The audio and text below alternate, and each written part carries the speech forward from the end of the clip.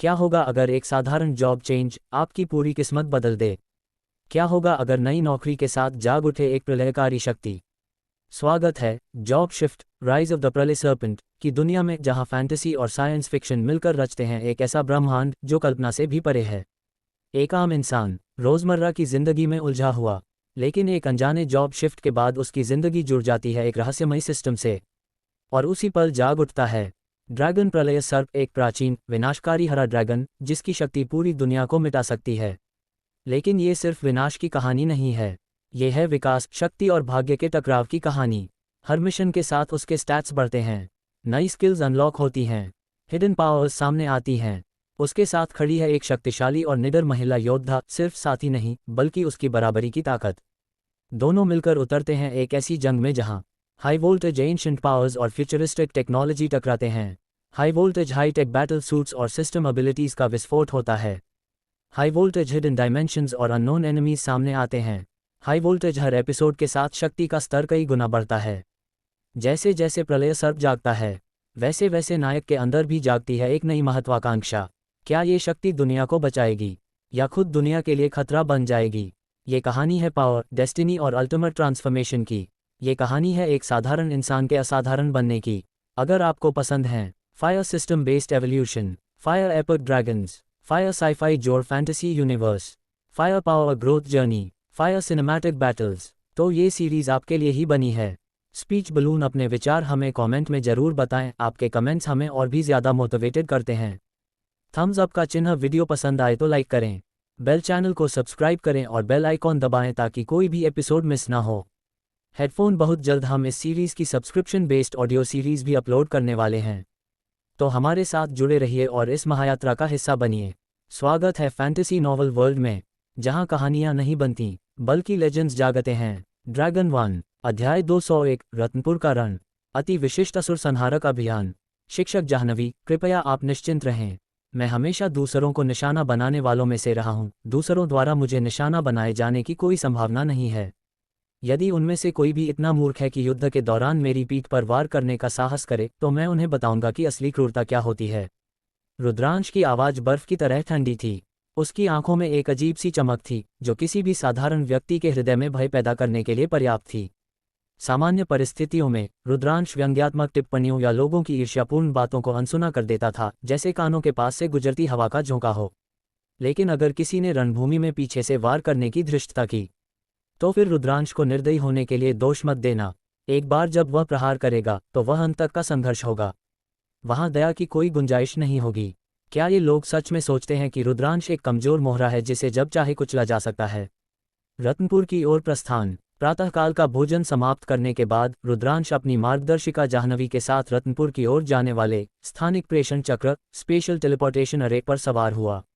मात्र 10-12 सेकंड के भीतर उस जादुई चक्र की ऊर्जा के प्रभाव से वे दोनों रत्नपुर की सीमाओं के भीतर पहुंच गए।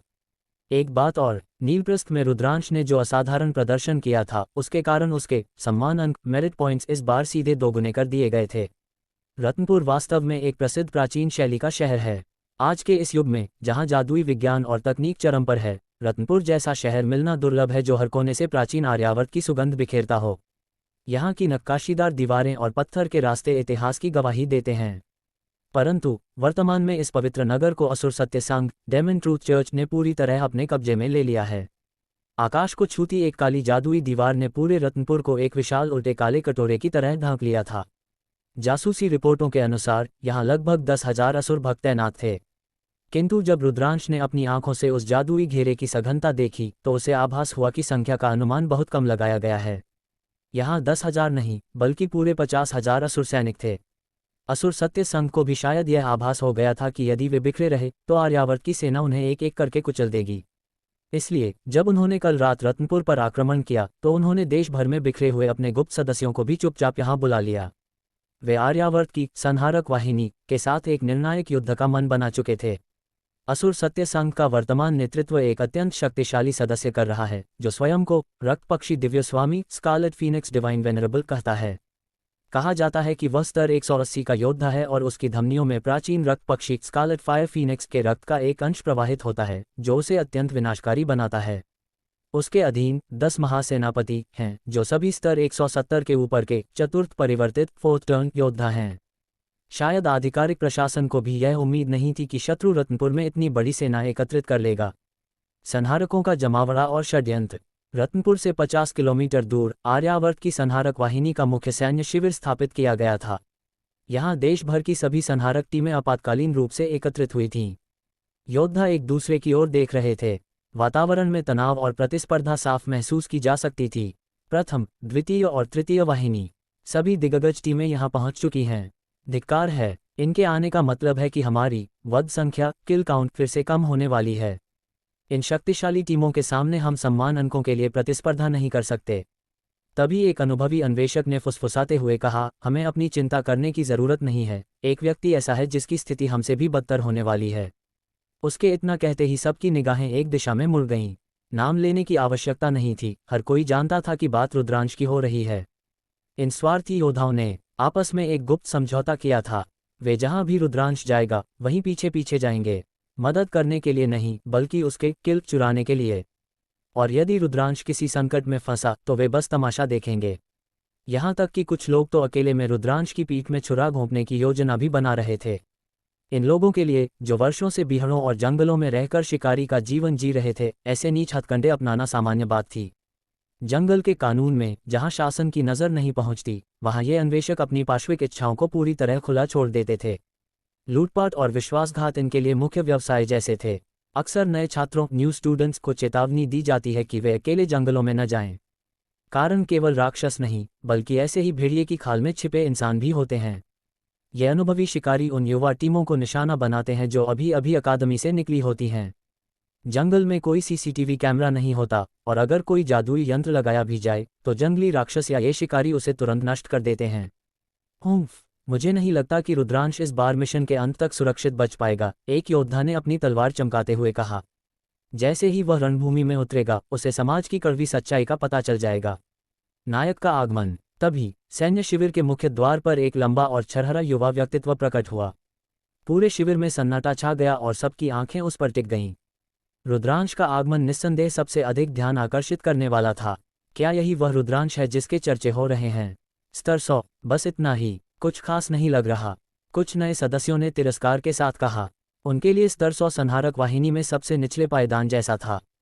प्रथम और द्वितीय संहारक वाहिनी के उपकप्तानों की आंखों में क्रूर चमक उभरी।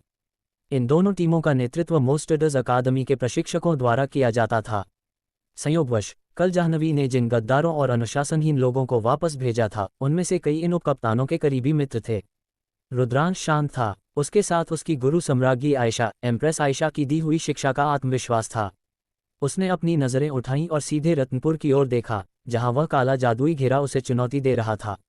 युद्ध की विभीषिका। रत्नपुर की भौगोलिक स्थिति ऐसी थी कि यहाँ हमला करना किसी भी सेना के लिए आत्मघाती हो सकता था।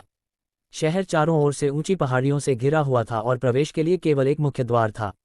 असुरों ने पहाड़ियों की चोटियों पर अपनी जादुई तोपें तैनात कर रखी थीं।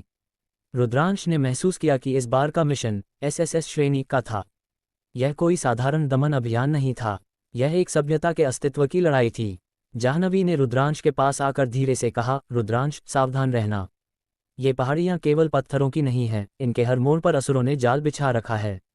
और हमारे पीछे खड़े ये लोग, ये असुरों से कम खतरनाक नहीं हैं।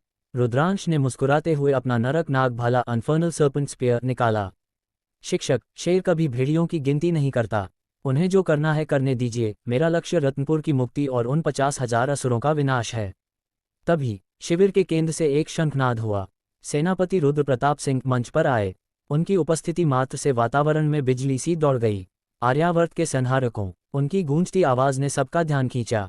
आज रत्नपुर केवल एक शहर नहीं है, ये हमारी परीक्षा है। असुरों ने हमारी माटी को अपवित्र किया है। हमें उस काले घेरे को तोड़ना होगा। जो सबसे अधिक असुरों का संहार करेगा, उसे वाहिनी का सर्वोच्च सम्मान दिया जाएगा। सम्मान अंकों के लालच में संहारक चिल्ला उठे, लेकिन रुद्रांश की आंखों में लालच नहीं, बल्कि एक गहरी शांति थी। उसने अपने भीतर नव्या और निलय की उपस्थिति को महसूस किया। नव्या, जो एक विशाल नील नाग में बदलने की क्षमता रखती थी, रुद्रांश के कंधे पर एक अदृश्य ऊर्जा के रूप में लिपटी हुई थी। रणनीति के अनुसार प्रथम और द्वितीय वाहिनी को मुख्य द्वार से हमला करना था, जबकि रुद्रांश की छोटी टीम को पहाड़ियों के गुप्त रास्तों से घुसपैठ करनी थी। यह एक घातक योजना थी, क्योंकि पहाड़ियों पर पकड़े जाने का अर्थ था निश्चित मृत्यु। जब रुद्रांश पहाड़ी के रास्ते पर बढ़ा तो उसने देखा कि प्रथम वाहिनी के कुछ सदस्य गुप्त रूप से उसके पीछे आ रहे थे। वे दूरी बनाए हुए थे, लेकिन उनकी नीयत साफ थी। नव्या, तैयार रहो, रुद्रांश ने मन ही मन संवाद किया। आज हमें केवल असुरों को नहीं मारना है, बल्कि दुनिया को यह भी दिखाना है कि पशु स्वामी बीस्ट मास्टर की शक्ति क्या होती है। जैसे ही वे रत्नपुर की बाहरी सीमा के करीब पहुंचे, अचानक पहाड़ियों से काला धुआं उठने लगा। यह असुरों का भ्रमजाल था। दृश्यता शून्य हो गई। उसी समय पीछे से आ रहे सहयोगियों ने रुद्रांश की दिशा में गुप्त जादुई प्रहार किए।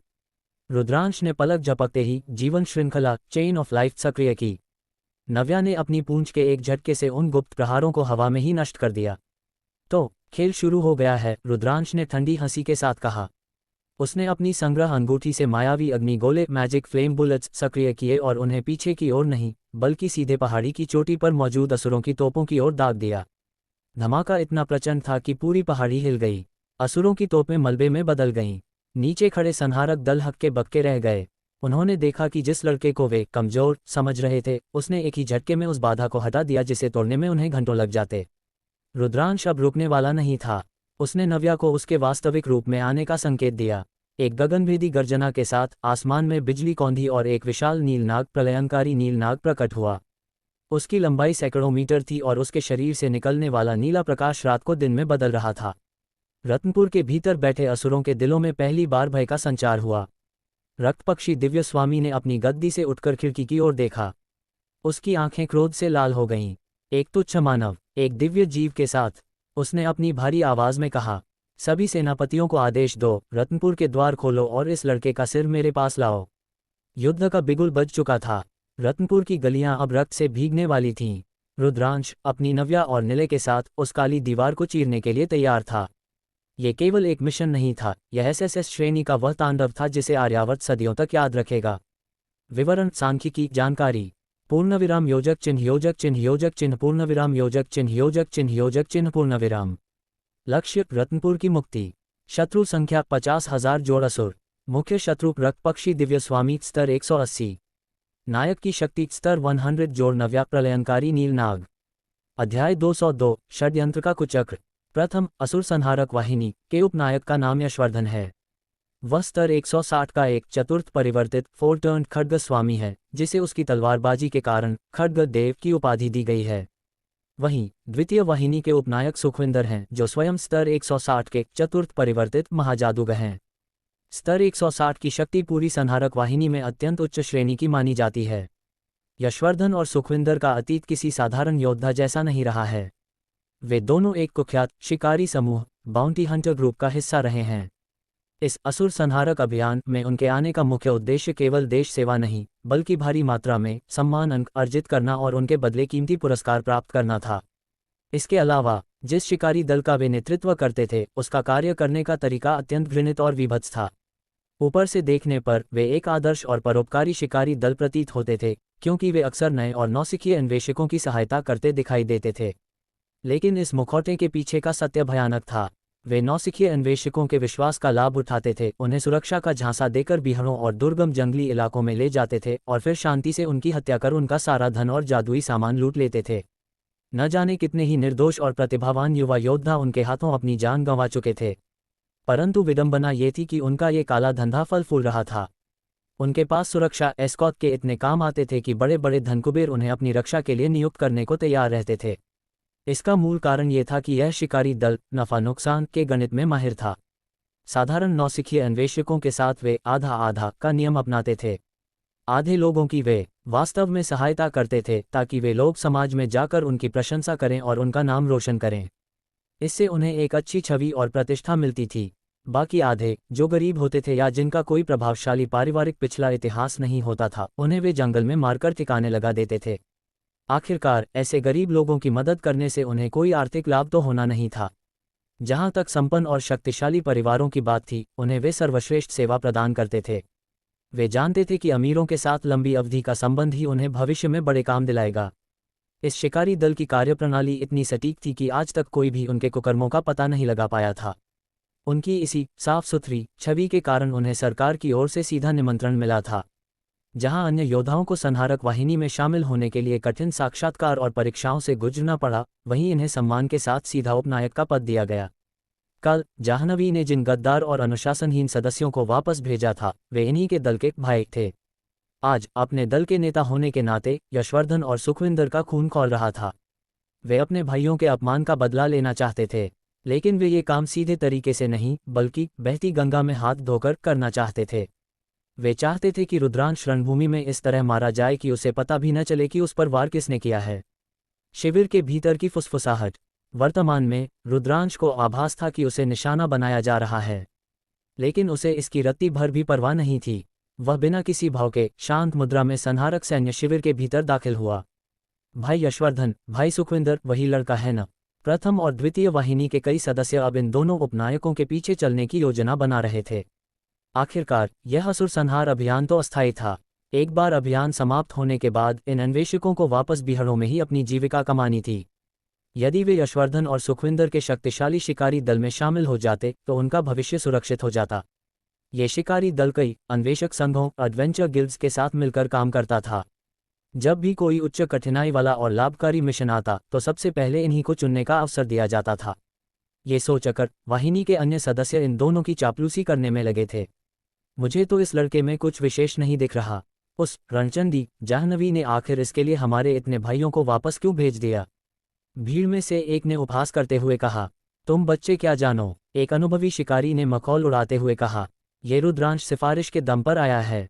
क्या तुमने सुना नहीं? इसकी गुरु वह सम्राज्ञी आयशा, एम्प्रेस आयशा है, जिसका नाम कभी पूरे विश्व में गूंजता था, पर अब वह केवल एक शक्तिहीन पदवी मात्र है। मुझे तो लगता है कि रुद्रांश और जाह्नवी के बीच कुछ और ही खिचड़ी पक रही है। आखिर जाह्नवी 30 की होने वाली है और रुद्रांश एक हट्टा कट्टा जवान लड़का है। ऐसे में चिंगारियां उठना तो स्वाभाविक है। इस गंदी टिप्पणी पर पूरा झुंड ठहाके लगाकर हंस पड़ा। अंतिम योजना। हंसी मजाक के बाद यशवर्धन और सुखविंदर ने एक दूसरे की ओर देखा और मौन सहमति में सिर हिलाया। तुरंत ही यशवर्धन ने भीड़ की ओर देखा और शांत स्वर में पूछा, मैं बस इतना पूछना चाहता हूं कि क्या तुम सब सच में मेरा साथ देना चाहते हो? यदि तुम मेरे साथ चलते हो तो तुम्हें मेरे लिए कठिन परिश्रम करना होगा। बिल्कुल भाई। भाई यशवर्धन के साथ रहने का मतलब है अच्छा खाना और बढ़िया पीना। कौन नहीं जानता कि आपका शिकारी दल पूरे आर्यावर्त में प्रसिद्ध है। आपके साथ रहने से हमारा भविष्य संवर जाएगा। ये सुनकर यशवर्धन ने संतोष के साथ सिर हिलाया। इन स्वतंत्र अन्वेषकों के लिए किसी शक्तिशाली संगठन से जुड़ना एक सपने जैसा था। इससे न केवल मिशन मिलना आसान हो जाता, बल्कि उनके पास एक सहारा भी होता। इसलिए अब वे पूरी तरह से यशवर्धन के आदेशों के गुलाम बन चुके थे। ठीक है, तुम्हारी बातों से मुझे तसल्ली हुई। यशवर्धन ने एक झूठी ठंडी आह भरी। सच कहूं तो मैं अभी थोड़ा दुविधा में हूं। भाई यशवर्धन, क्या ये रुद्रांश के बारे में है? किसी ने पूछा। यशवर्धन ने धीरे से सिर हिलाया। हाँ, तुम सब ने सुना ही होगा कि कल छठी वाहिनी के सभी सदस्यों को सिवाय रुद्रांश के वापस भेज दिया गया। उनमें से कुछ मेरे बहुत करीबी भाई थे। उन्होंने मुझे बताया कि जाह्नवी ने केवल रुद्रांश का पक्ष लेने और उसे बचाने के लिए उन्हें अपमानित कर निकाला। यद्यपि संहारक वाहिनी के नियम कड़े हैं, लेकिन मैं नहीं चाहता कि मेरे भाई अन्याय सहें और उनके पास अपना गुस्सा निकालने का कोई रास्ता न हो। पर दूसरी ओर हमें युद्ध में एकजुट रहना चाहिए। मैं इसी कश्मकश में हूं कि अपने भाइयों के अपमान का बदला लूं या नहीं। यशवर्धन ने बड़ी चतुराई से ईमानदारी और निजी प्रतिशोध के बीच झूलने का नाटक किया। इससे अन्य सदस्यों का उस पर विश्वास और बढ़ गया। उन्हें लगा कि यशवर्धन अपने भाइयों की कितनी चिंता करता है। भाई यशवर्धन, मुझे लगता है कि आपको बदला लेना ही चाहिए। एक सदस्य ने फुसफुसाते हुए कहा। अभियान तो खत्म हो जाएगा, पर हमें आगे भी एक दूसरे की मदद करनी है। यदि आप अभी अपने भाइयों के लिए खड़े नहीं हुए तो उनका दिल टूट जाएगा। एक काम करते हैं, कल जब युद्ध शुरू होगा तो हम आपके लिए अवसर पैदा करेंगे। हम रुद्रांश को चारों ओर से घेर लेंगे और वहां अराजकता की स्थिति पैदा कर देंगे। उस शोर शराबे और धूल के बीच आप रुद्रांश को जैसे चाहें वैसे सबक सिखा सकते हैं। किसी को पता भी नहीं चलेगा कि क्या हुआ। मैं सच में नहीं मानता कि स्तर 100 का एक पशु स्वामी बीस्ट मास्टर कुछ कर पाएगा। जैसे ही ये शब्द कहे गए, कई सदस्यों ने सहमति में सिर हिलाया। यशवर्धन ने कृतज्ञता के साथ सबकी ओर देखा और कहा, तो मैं आप सबका आभारी हूं। यह अभियान समाप्त होने के बाद मेरे साथ जुड़ जाना। मैं वादा करता हूं कि तुम्हें कभी किसी चीज की कमी नहीं होने दूंगा। पास खड़े सुखविंदर के होठों पर एक कुटिल मुस्कान दौड़ गई। उनकी आंखों में केवल रुद्रांश के प्रति घृणा ही नहीं, बल्कि एक छिपा हुआ शैतानी इरादा भी था। सब कुछ तैयार था। षड्यंत्र का जाल बिछाया जा चुका था। रत्नपुर की घेराबंदी शुरू होने में अब कुछ ही घंटे शेष थे। सैन्य शिविर के भीतर की हवा भारी थी। एक ओर असुरों का भय था और दूसरी ओर अपनों के भीतर ही पल रहा गद्दारी का जहर। रुद्रांश अपने तंबू में बैठा था। नव्या उसके कंधे पर लिपटी हुई थी और निलय उसके पास एक छोटी सी गेंद की तरह उछल रहा था। रुद्रांश ने अपनी आंखें बंद की और अपनी दिव्य दृष्टि से पूरे शिविर की हलचल को महसूस किया। उसे उन फुसफुसाहटों का आभास था। उसे पता था कि यशवर्धन और सुखविंदर जैसे लोग किस मिट्टी के बने हैं। नव्या, क्या तुम तैयार हो? रुद्रांश ने धीरे से पूछा। नव्या ने एक धीमी लेकिन तीखी आवाज निकाली, जैसे कह रही हो कि वह किसी भी शत्रु के चित्रे उड़ाने के लिए व्याकुल है। रुद्रांश जानता था कि रत्नपुर का ये युद्ध केवल असुरों के खिलाफ नहीं है। यह उसकी अपनी शक्ति की परीक्षा है। उसे न केवल बाहरी शत्रुओं को कुचलना है, बल्कि अपनी ही सेना के भीतर छिपे इन भेड़ियों का भी अंत करना है। तभी जाह्नवी उसके तंबू में आए। रुद्रांश, कल का हमला बहुत बड़ा होगा। प्रथम और द्वितीय वाहिनी हमारे साथ रहेंगी, लेकिन मुझे उन पर भरोसा नहीं है। यशवर्धन और सुखविंदर मंझे हुए खिलाड़ी हैं, पर उनकी नीयत साफ नहीं है। रुद्रांश ने एक फीकी मुस्कान के साथ जवाब दिया, शिक्षक, चिंता न करें। पहाड़ों पर जब शिकार होता है तो अक्सर शिकारी खुद शिकार बन जाता है। उन्हें जो जाल बिछाना है बिछाने दें। उन्हें यह नहीं पता कि उन्होंने जिस शेर को फंसाने की कोशिश की है वह इस पूरे जंगल का स्वामी है। जाह्नवी उसकी दृढ़ता देखकर चकित रह गई। उसे लगा था कि रुद्रांश थोड़ा डरा हुआ होगा, लेकिन यहाँ तो स्थिति उलट थी। रुद्रांश तो जैसे उस क्षण की प्रतीक्षा कर रहा था जब ये लोग अपनी औकात दिखाएंगे। बाहर रात काली होती जा रही थी। रत्नपुर की वह काली जादुई दीवार और भी अधिक भयानक लग रही थी। कल का सूर्योदय केवल एक युद्ध नहीं, बल्कि एक महाप्रलय लेकर आने वाला था। रुद्रांश ने अपना नरक नाग भाला निकाला और उसे चमकाने लगा। भाले की नोक पर बिजली की चमक दौड़ रही थी, जो आने वाले विनाश का संकेत थी। यशवर्धन और उसके साथी अपनी जीत के सपने देख रहे थे, लेकिन उन्हें क्या पता था कि वे मौत के जिस फरिश्ते को चुनौती दे रहे हैं वह उनकी कल्पना से परे शक्तिशाली है। एसएसएस श्रेणी का यह मिशन केवल असुरों के लिए नहीं, बल्कि इन विश्वासघातियों के लिए भी काल का संदेश लेकर आया था। षड्यंत्रकारी पद, शक्ति स्तर, उद्देश्य। पूर्णविराम योजक चिन्ह योजक चिन्ह योजक चिन्ह पूर्णविराम योजक चिन्ह योजक चिन्ह योजक चिन्ह पूर्णविराम योजक चिन्ह योजक चिन्ह योजक चिन्ह पूर्णविराम योजक चिन्ह योजक चिन्ह योजक चिन्ह पूर्णविराम। यशवर्धन उपनायक, प्रथम वाहिनी 160। खड्ग स्वामी, रुद्रांश की हत्या और लूटपाट। सुखविंदर उपनायक, द्वितीय वाहिनी 160। जादूगर, रुद्रांश का विनाश। अन्य सदस्य अन्वेषक, शिकारी 100-130। चापलूसी और भविष्य का लाभ। अध्याय 203, असुर कठपुतली। सावधान। अगला दिन आर्यावर्त असुर संहारक वाहिनी के मुख्य शिविर के सेनापति ने रत्नपुर को मुक्त कराने का निर्णायक आदेश जारी कर दिया था। आज किसी भी परिस्थिति में रत्नपुर को शत्रुओं के चंगुल से वापस छीनना ही था। विगत रात्रि विभिन्न वाहिनियों के प्रशिक्षकों और दल नायकों ने सेनापति रुद्र प्रताप सिंह के साथ मिलकर आक्रमण की अंतिम रूपरेखा तैयार की थी।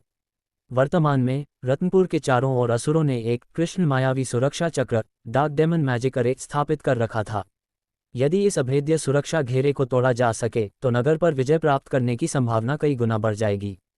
इस सुरक्षा चक्र को ध्वस्त करने के लिए सेनापति ने निर्णय लिया कि विभिन्न संहारक टीमें रत्नपुर के बाहरी क्षेत्रों में स्थित प्रमुख ठिकानों, स्ट्रॉन्ग होल्ड्स पर कब्जा करेंगी।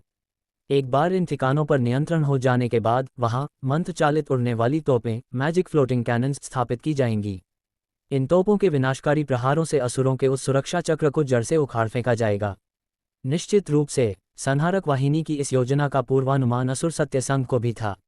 उन्होंने निश्चित रूप से उन महत्वपूर्ण ठिकानों पर अपने सबसे शक्तिशाली योद्धाओं और मायावी जाल को तैनात किया होगा। इसलिए उन ठिकानों से असुर अवशेषों को साफ करना और तोपों की स्थापना होने तक उनकी सुरक्षा करना एक अत्यंत चुनौतीपूर्ण कार्य था। सेनापति द्वारा कार्य आवंटन इस प्रकार था। तारांकन प्रथम और द्वितीय वाहिनी पूर्व दिशा में स्थित द्राक्षा प्रांगण, ग्रेप मैनर की ओर बढ़ेंगी। तारांकन तृतीय और चतुर्थ वाहिनी पश्चिम के ऊंचे टीलों पर नियंत्रण करेंगी। तारांकन पंचम, षष्ठम और सप्तम वाहिनी उत्तरी द्वार के मुख्य स्टेशन पर धावा बोलेंगी। तारांकन अष्टम, नवम और दशम वाहिनी दक्षिण के छोटे उपनगर को असुर मुक्त करेंगी। बाकी अन्य टीमें रत्नपुर के मुख्य द्वार पर सीधा हमला करके असुरों की मुख्य सेना को उलझाए रखेंगी।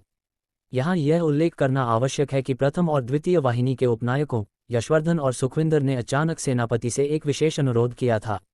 उन्होंने मांग की कि छठी वाहिनी के रुद्रांश को उनकी टीम के साथ संबद्ध किया जाए।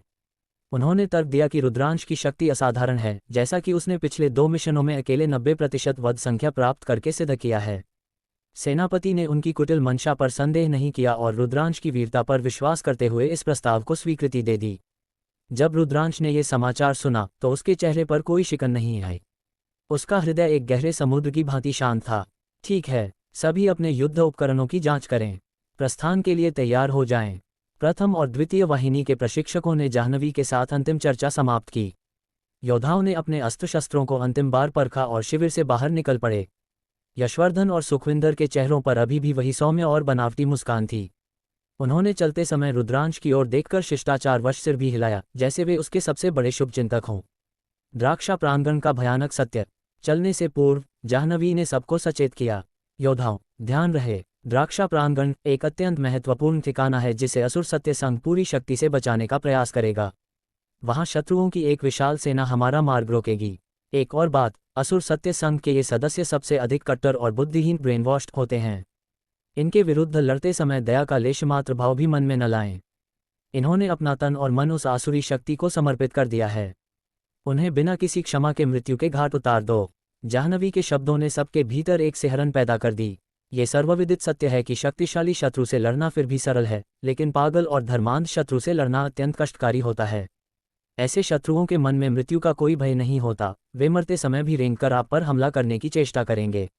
निश्चिंत रहें कप्तान जाह्नवी, हम अत्यंत सतर्क रहेंगे। यशवर्धन और सुखविंदर ने मुस्कुराते हुए उत्तर दिया। लक्ष्य स्थान द्राक्षा प्रांगण काफी विस्तृत क्षेत्र में फैला हुआ था। जब जाह्नवी के नेतृत्व में ये दल पहाड़ की तलहटी में पहुंचा तो वे वहां से निकलने वाली घनी काली आसुरी ऊर्जा को स्पष्ट देख सकते थे। पूरा प्रांगण एक डरावनी धुंध में लिपटा हुआ था। धिक्कार है, इन दरिंदों ने इस सुंदर स्थान को क्या बना दिया है। सच कहूं तो मुझे समझ नहीं आता कि असुर सत्य संघ में शामिल होने में क्या सुख है। हर दिन चूहों की तरह छिपे रहना, कभी उजाले में न रह पाना। तुम्हें समझ नहीं आएगा, क्योंकि जो इसमें शामिल होते हैं उनकी सोचने समझने की शक्ति छीन ली जाती है। योद्धा पहाड़ी पर चढ़ते हुए आपस में चर्चा कर रहे थे, लेकिन जैसे ही वे द्राक्षा प्रांगण के मुख्य द्वार पर पहुंचे, सबके चेहरे पर विस्मय के भाव उभर आए। वहां पहरा देने के लिए एक भी साधक ट्रांसफरर दिखाई नहीं दे रहा था। प्रश्न ये था कि यदि वहां कोई पहरेदार नहीं था तो पूरे प्रांगण से इतनी भयंकर आसुरी ऊर्जा क्यों निकल रही थी। शीघ्र ही उन्हें उत्तर मिल गया।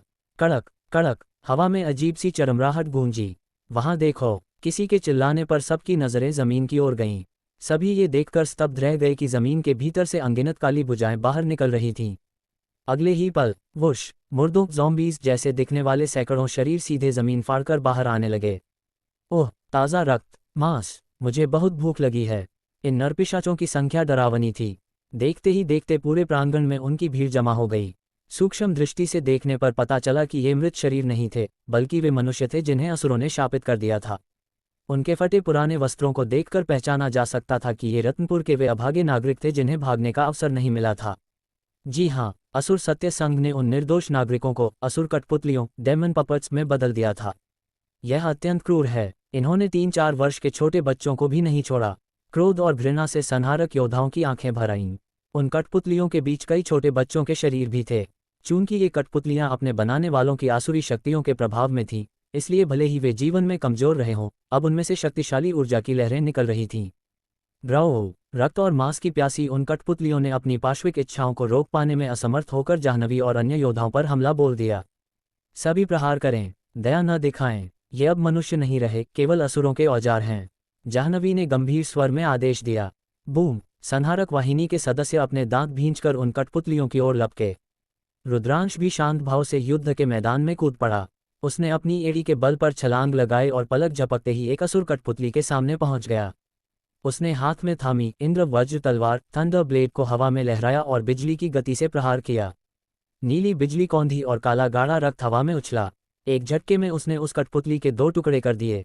रुद्रांश के पीछे कुछ दूरी पर यशवर्धन, सुखविंदर और उनके कुछ साथी एक दूसरे की ओर संकेत कर रहे थे।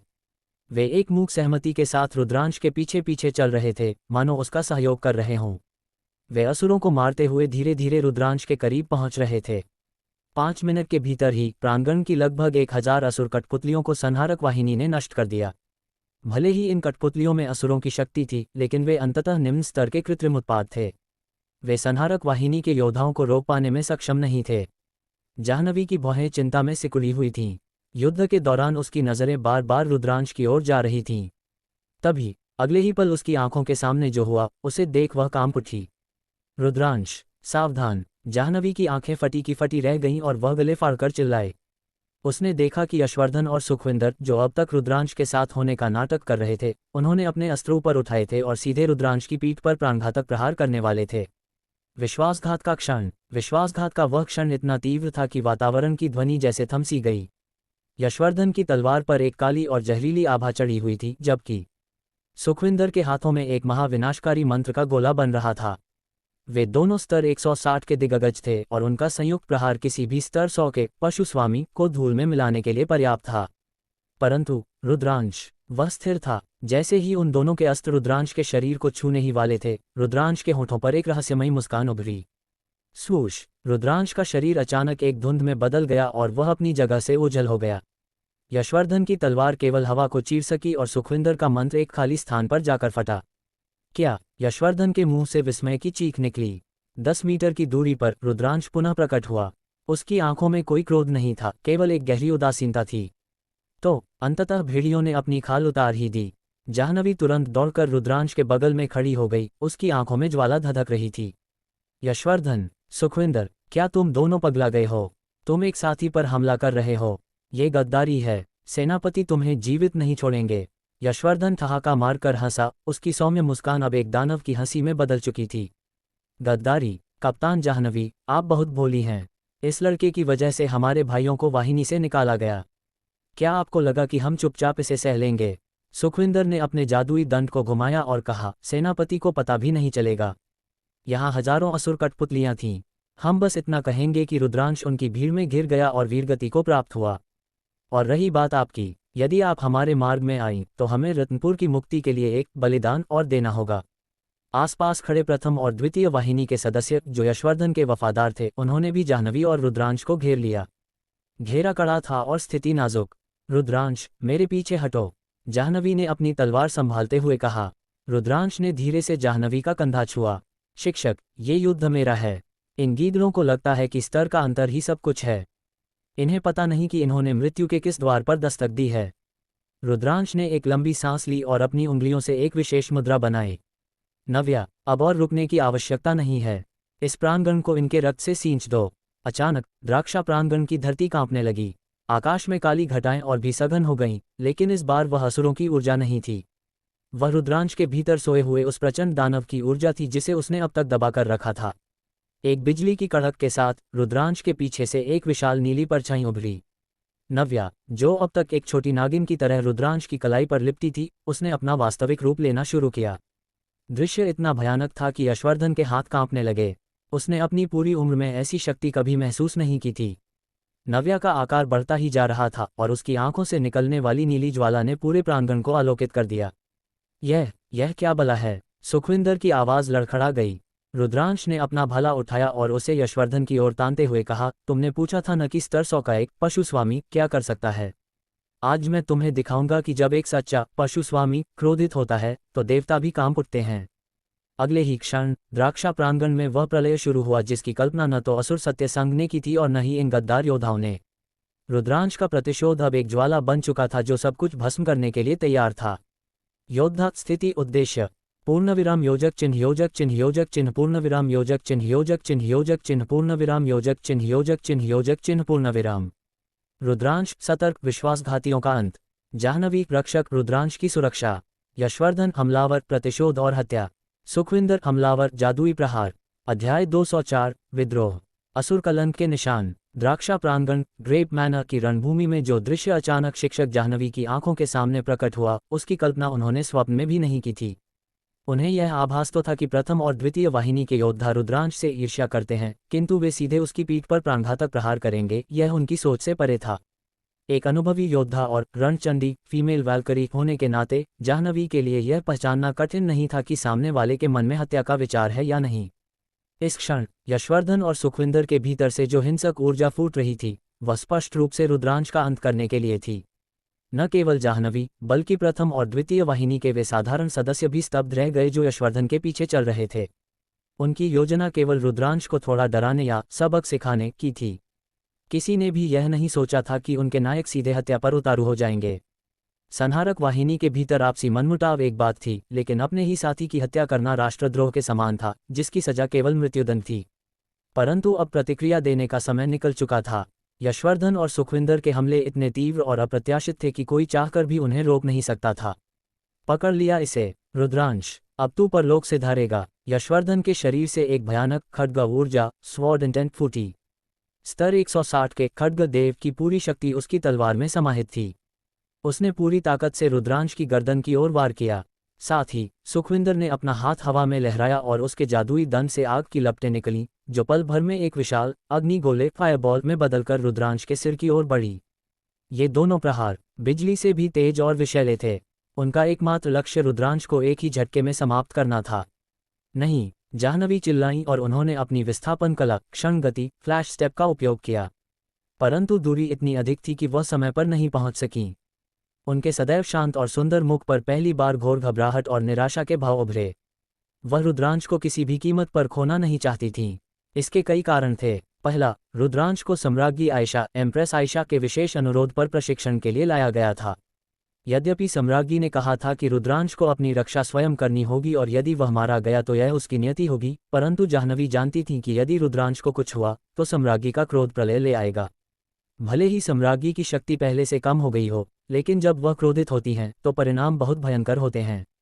दूसरा कारण व्यक्तिगत था। रुद्रांश के साथ समय बिताने के बाद जाह्नवी उसकी असाधारण प्रतिभा और चरित्र की कायल हो गई थीं। एक शिक्षक के रूप में वह आर्यावर्त के इस अनमोल रत्न को टूटते हुए नहीं देख सकती थीं। परंतु उनकी गति कम पड़ गई। शत्रु का प्रहार अत्यंत अचानक था। जाह्नवी की हताश नजरों के सामने स्वूश, यशवर्धन की तीक्ष्ण तलवार रुद्रांश के शरीर से जा टकराए। बूम, और उसी क्षण सुखविंदर का दहकता हुआ अग्निगोला रुद्रांश के सिर पर फटा। तलवार की ऊर्जा और अग्निज्वाला आपस में टकराकर एक प्रचंड विस्फोट में बदल गई। रुद्रांश जहां खड़ा था वहां और आसपास के संहारक सदस्य भी उस धमाके की चपेट में आ गए। निकट खड़े अन्य योद्धा बुरी तरह घायल होकर पीछे की ओर जा गिरे। विस्फोट इतना शक्तिशाली था कि रुद्रांश, जो इसके केंद्र में था, उसका बचना लगभग असंभव लग रहा था। यशवर्धन, सुखविंदर, तुम्हारी यह धृष्टता। जाह्नवी पलक झपकते ही उन दोनों के पीछे प्रकट हुईं और उन्होंने अपनी पूरी शक्ति के साथ मुक्का चलाया। प्रलय प्रहार, अनाइलेशन फिस्ट। ये युद्ध देव मार्शल गॉड वर्ग का एक एस श्रेणी कौशल था। डरावनी विनाशकारी ऊर्जा चारों ओर फैल गई, परंतु यशवर्धन और सुखविंदर के चेहरे पर एक कुटिल मुस्कान उभरी। उनके शरीर अचानक मुड़ गए और जाह्नवी का प्रहार उन तक पहुंचने से पहले ही वे गायब हो गए। अगले ही पल वे 20 मीटर दूर प्रकट हुए। यशवर्धन ने क्रोधित जाह्नवी की ओर देखा और उपहास करते हुए कहा, अरे शिक्षक जाह्नवी, इतना क्रोध ठीक नहीं। एक साधारण प्रथम वर्ष के छात्र की मृत्यु हुई है, इसमें इतनी बड़ी बात क्या है? कौन हो तुम लोग? तुम्हारा असली परिचय क्या है? तुमने अपने साथी पर इतना प्राणघातक हमला क्यों किया? जाह्नवी का प्रहार चूक गया था, लेकिन उनकी आंखों में धधकती ज्वाला थी। अन्य संहारक सदस्य भी जल्दी से जाह्नवी के पीछे खड़े हो गए और भयभीत नजरों से यशवर्धन और सुखविंदर को देखने लगे। किसी ने नहीं सोचा था कि ये दोनों सीधे हत्या पर उतर आएंगे। ये व्यवहार स्पष्ट रूप से राष्ट्रद्रोह था। साथ ही हा, यशवर्धन और सुखविंदर अचानक जोर जोर से हंसने लगे। उनकी हंसी इतनी भयानक थी कि सुनने वालों की रूह कांप गई। साथ ही सुखविंदर, तुमने सुना? ये कहती है कि हम इनके साथी हैं। सुखविंदर ने अपनी आंखों पर लगे चश्मे को ठीक किया और एक विचित्र मुस्कान बिखेरी। फिर सबके सामने एक ऐसा दृश्य उभरा जिसने सबको जड़ कर दिया। उन दोनों के चेहरे पर अचानक काले आसुरी निशान उभर आए। असुर कलंक के निशान, डेमोनिक ईवल मार्क्स। ये देखकर जाह्नवी और अन्य सभी योद्धाओं के पैरों तले जमीन खिसक गई। अब समझ में आया कि उन्होंने रुद्रांश पर बिना किसी संकोच के हमला क्यों किया। उनकी वास्तविक पहचान असुर सत्य संघ असुर सत्य संघ के उच्च स्तरीय सदस्य महाधर्माध्यक्ष बिशप्स की थी। आर्यावर्त का हर बच्चा जानता है कि शरीर पर काले आसुरी निशानों का होना इस बात का प्रमाण है कि उस व्यक्ति के शरीर में बाहरी असुरों का रक्त प्रवाहित हो रहा है। पूरे विश्व में केवल असुर सत्य संघ ही मनुष्यों और असुरों के रक्त को जोड़ने की तकनीक जानता है।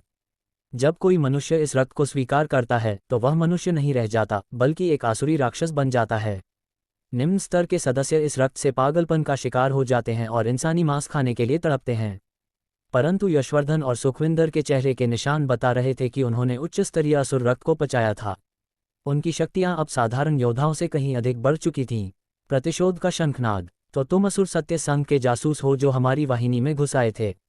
जाह्नवी ने घृणा के साथ अपनी तलवार तानी। जाह्नवी, तुम बहुत देर से समझी। सुखविंदर ने अपने जादुई दंड को घुमाया जिससे काली बिजली निकलने लगी। हमारा लक्ष्य रत्नपुर को बचाना है और इस रुद्रांश जैसे खतरों को जड़ से मिटाना है। इसके पास प्रलयनकारी नील नाग है जो भविष्य में हमारे संघ के लिए बड़ी बाधा बन सकता था। अच्छा हुआ कि आज ही इसका अंत हो गया। यशवर्धन ने अपनी तलवार से जमीन पर एक लकीर खींची। अब रुद्रांश के बाद तुम्हारी बारी है जाह्नवी। और तुम सब, उसने पीछे खड़े योद्धाओं की ओर इशारा किया, यदि तुम हमारे पांव पड़कर असुरों की शरण स्वीकार करते हो तो शायद तुम्हारी जान बख्श दी जाए। योद्धाओं में हड़कंप मच गया। उन्हें लगा कि रुद्रांश मर चुका है और अब वे इन दो स्तर 160 के राक्षसों के सामने असहाय हैं। परंतु तभी उस धूल और धुएं के गुबार के बीच से एक ठंडी आवाज गूंजी। किसने कहा कि रुद्रांश मर गया? सबकी निगाहें विस्फोट के केंद्र की ओर मुड़ गईं। जैसे जैसे धुआं छटा, एक नीली आभा दिखाई देने लगी। रुद्रांश वहां खड़ा था, उसके शरीर पर खरोंच तक नहीं थी। उसके चारों ओर एक नीली सुरक्षा कवच की परत थी, जिसे नव्या ने अपनी दिव्य ऊर्जा से बनाया था।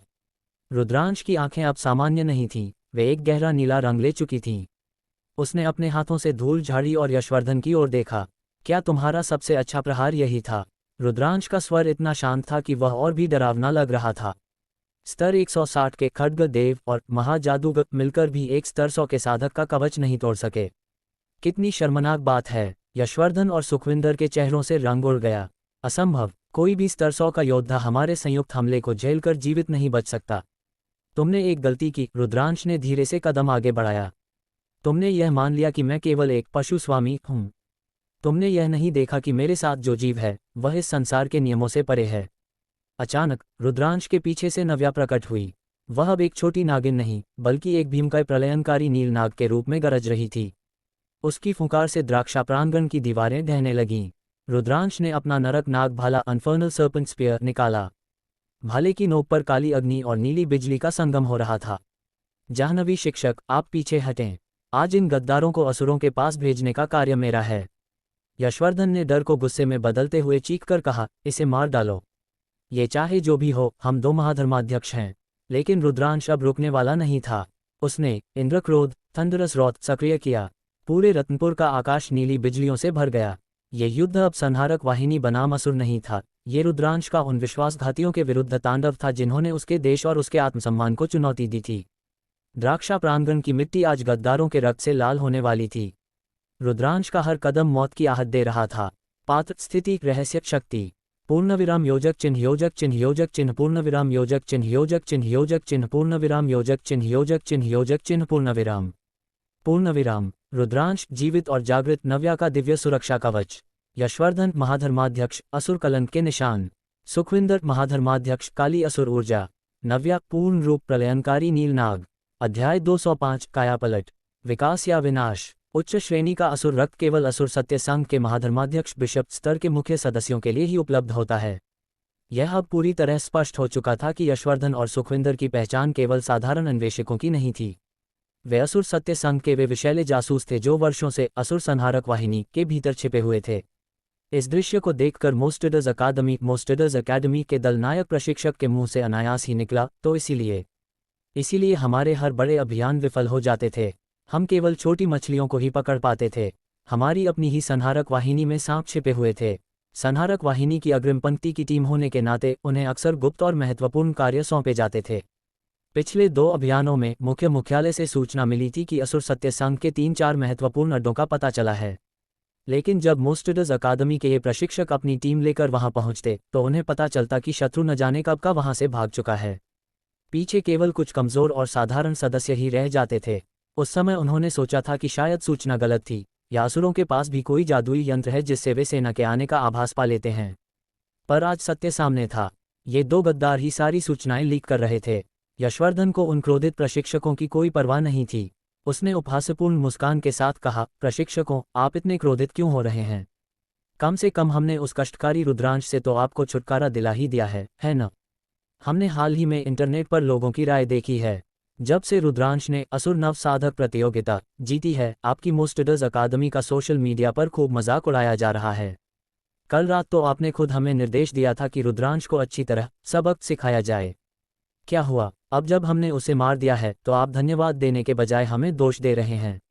यशवर्धन के ये शब्द बम की तरह फटे। वुश! पीछे खड़े संहारक योद्धाओं में हड़कंप मच गया। वे सब डर और संदेह के मारे उन 2 प्रशिक्षकों से दूर हट गए। सबकी आंखों में अब ये सवाल था, क्या ये प्रशिक्षक भी असुर सत्य संघ के छिपे हुए सदस्य हैं? यदि नहीं, तो इन्होंने इन गद्दारों के साथ मिलकर रुद्रांश को फंसाने की योजना क्यों बनाई?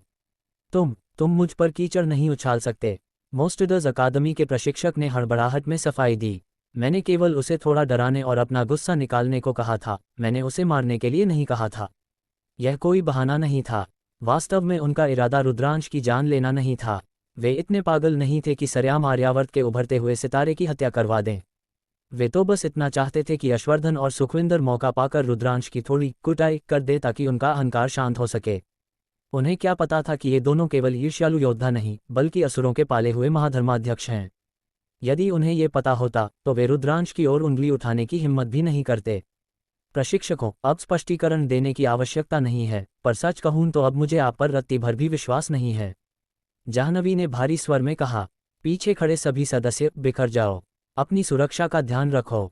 जाह्नवी, क्या तुम्हें हम पर भरोसा नहीं? मोस्टडर्स अकादमी के प्रशिक्षक स्तब्ध रह गए। नहीं, न मुझे और न ही मेरे पीछे खड़े इन योद्धाओं को। जाह्नवी का चेहरा गुस्से से तमतमा रहा था। उसी क्षण उन्होंने अपनी कमर से एक जादुई संचार यंत्र कम्युनिकेशन टूल निकाला और उसे जोर से भींच दिया। क्रैक, एक अजीब सी तरंग हवा में फैली, पर अगले ही पल जाह्नवी के चेहरे पर हवाएं उड़ने लगीं। क्योंकि जैसे ही उन्होंने यंत्र को तोड़ा, बज़, एक विशाल काला मायावी चक्र ब्लैक मैजिक सर्कल जमीन से ऊपर उठा और एक उल्टे कटोरे की तरह पूरे द्राक्षा प्रांगण को ढक लिया।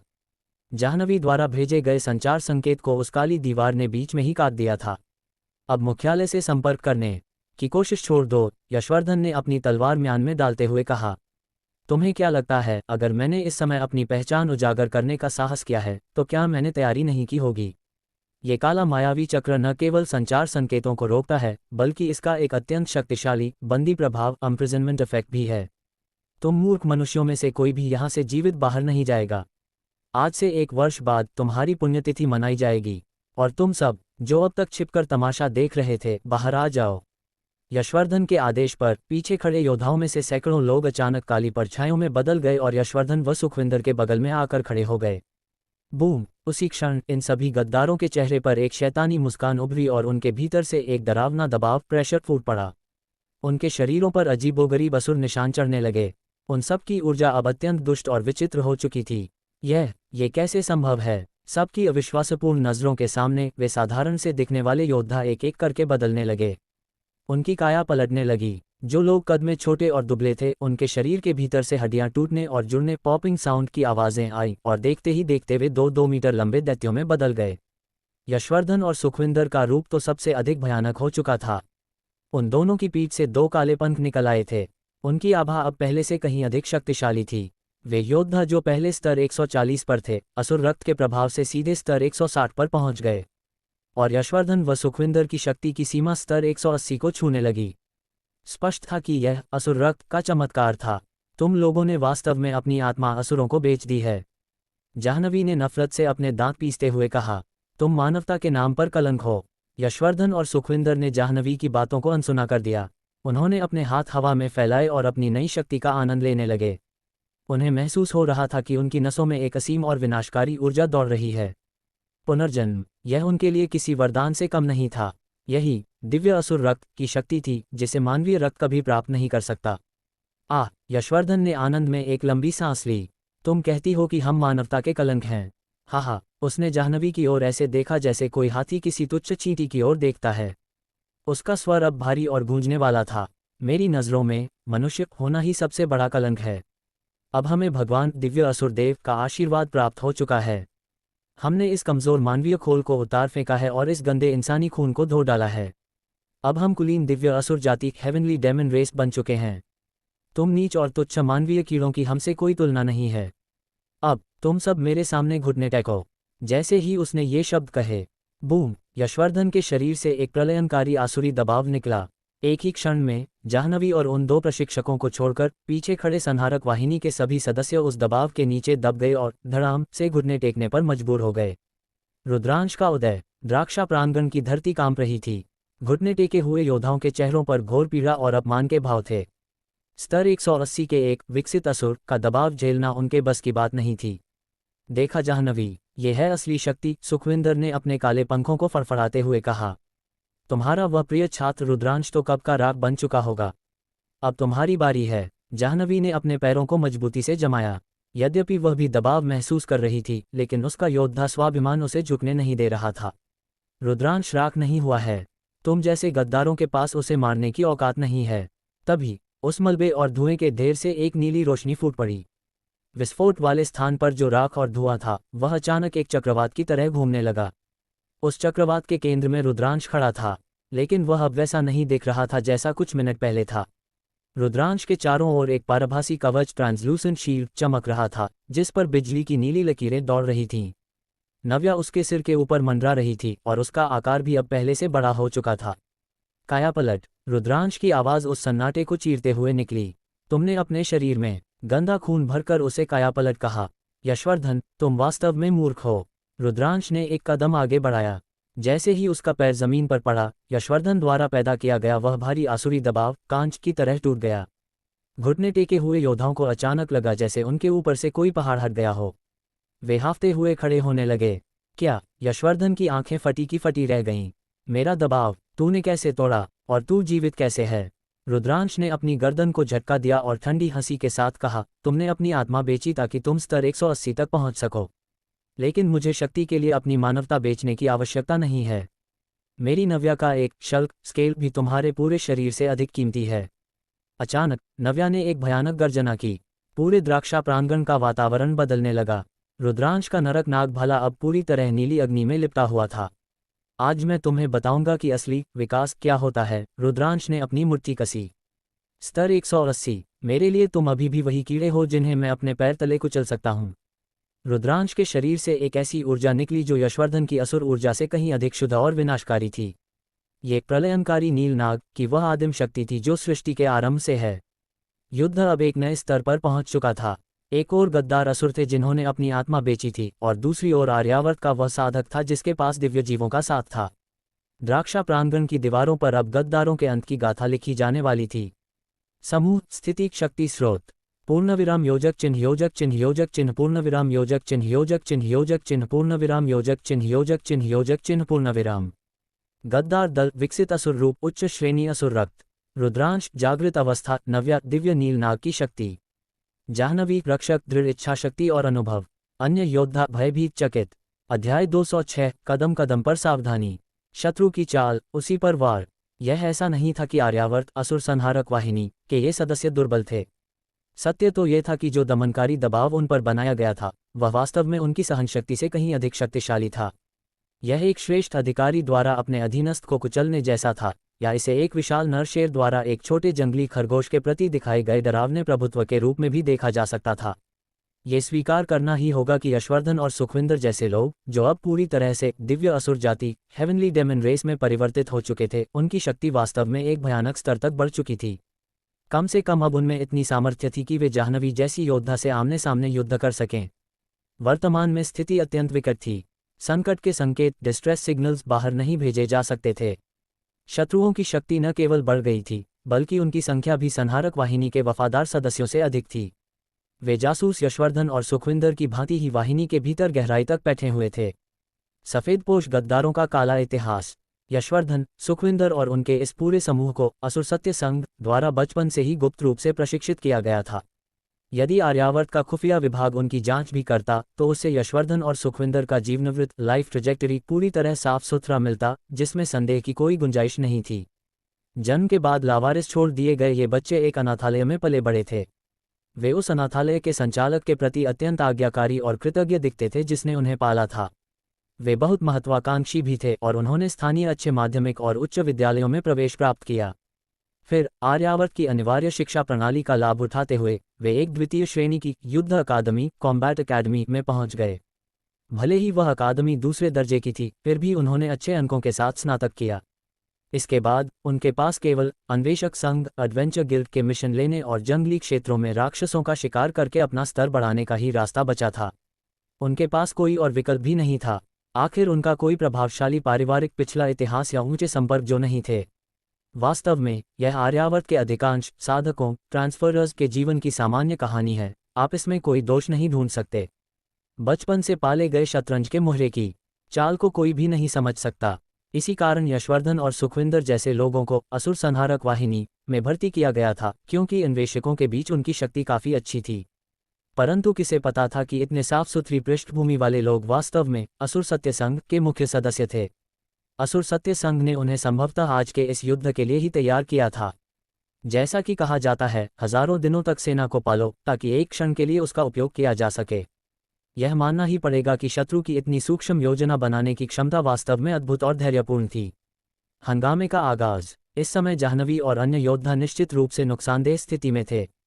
ठीक है, यशवर्धन ने गर्जना करते हुए आदेश दिया, भाइयों सुनो, सीधा प्रहार करो। दिव्य असुरों के रक्त के साथ अब तुम्हारे पास महान असुर गुप्त तकनीकें हैं। तुम इन तुच्छ चींटियों का वध करने के लिए पर्याप्त शक्तिशाली हो।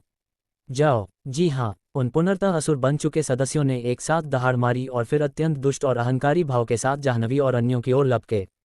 यशवर्धन और सुखविंदर पीछे खड़े होकर मुस्कुराते हुए इस दृश्य को देख रहे थे। वास्तव में अब तक उनका मुख्य उद्देश्य प्राप्त हो चुका था।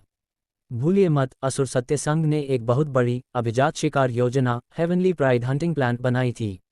इसका उद्देश्य विभिन्न देशों और जातियों के युवा और प्रतिभावान अभिजातों हेवनली प्राइड्स का गला घोंटना था, ताकि उन देशों की आने वाली पीढ़ी में योद्धाओं का अभाव हो जाए और उनकी सैन्य शक्ति क्षीण हो सके।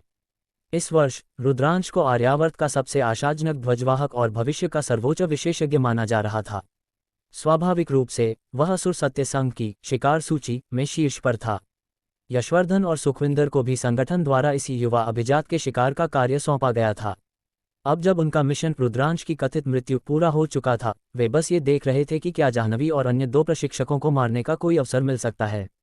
यदि वे उन्हें मार सके तो यह एक बहुत बड़ा बोनस होगा, और यदि वे उन्हें नहीं मार पाए तो वे बस यहाँ से खिसक जाएंगे और रत्नपुर नगर में छिप जाएंगे, जो अब असुर सत्य संघ के पूर्ण नियंत्रण में था। उनके पास आगे बढ़ने या पीछे हटने दोनों के विकल्प खुले थे। इन्हीं परिस्थितियों के कारण वे थोड़े निश्चिंत थे। लेकिन इसी क्षण यशवर्धन और सुखविंदर की आंखें अचानक फटी की फटी रह गईं। उनकी सहज प्रवृत्ति ने उन्हें खतरा महसूस कराया और वे अपने स्थान से पीछे हटने ही वाले थे।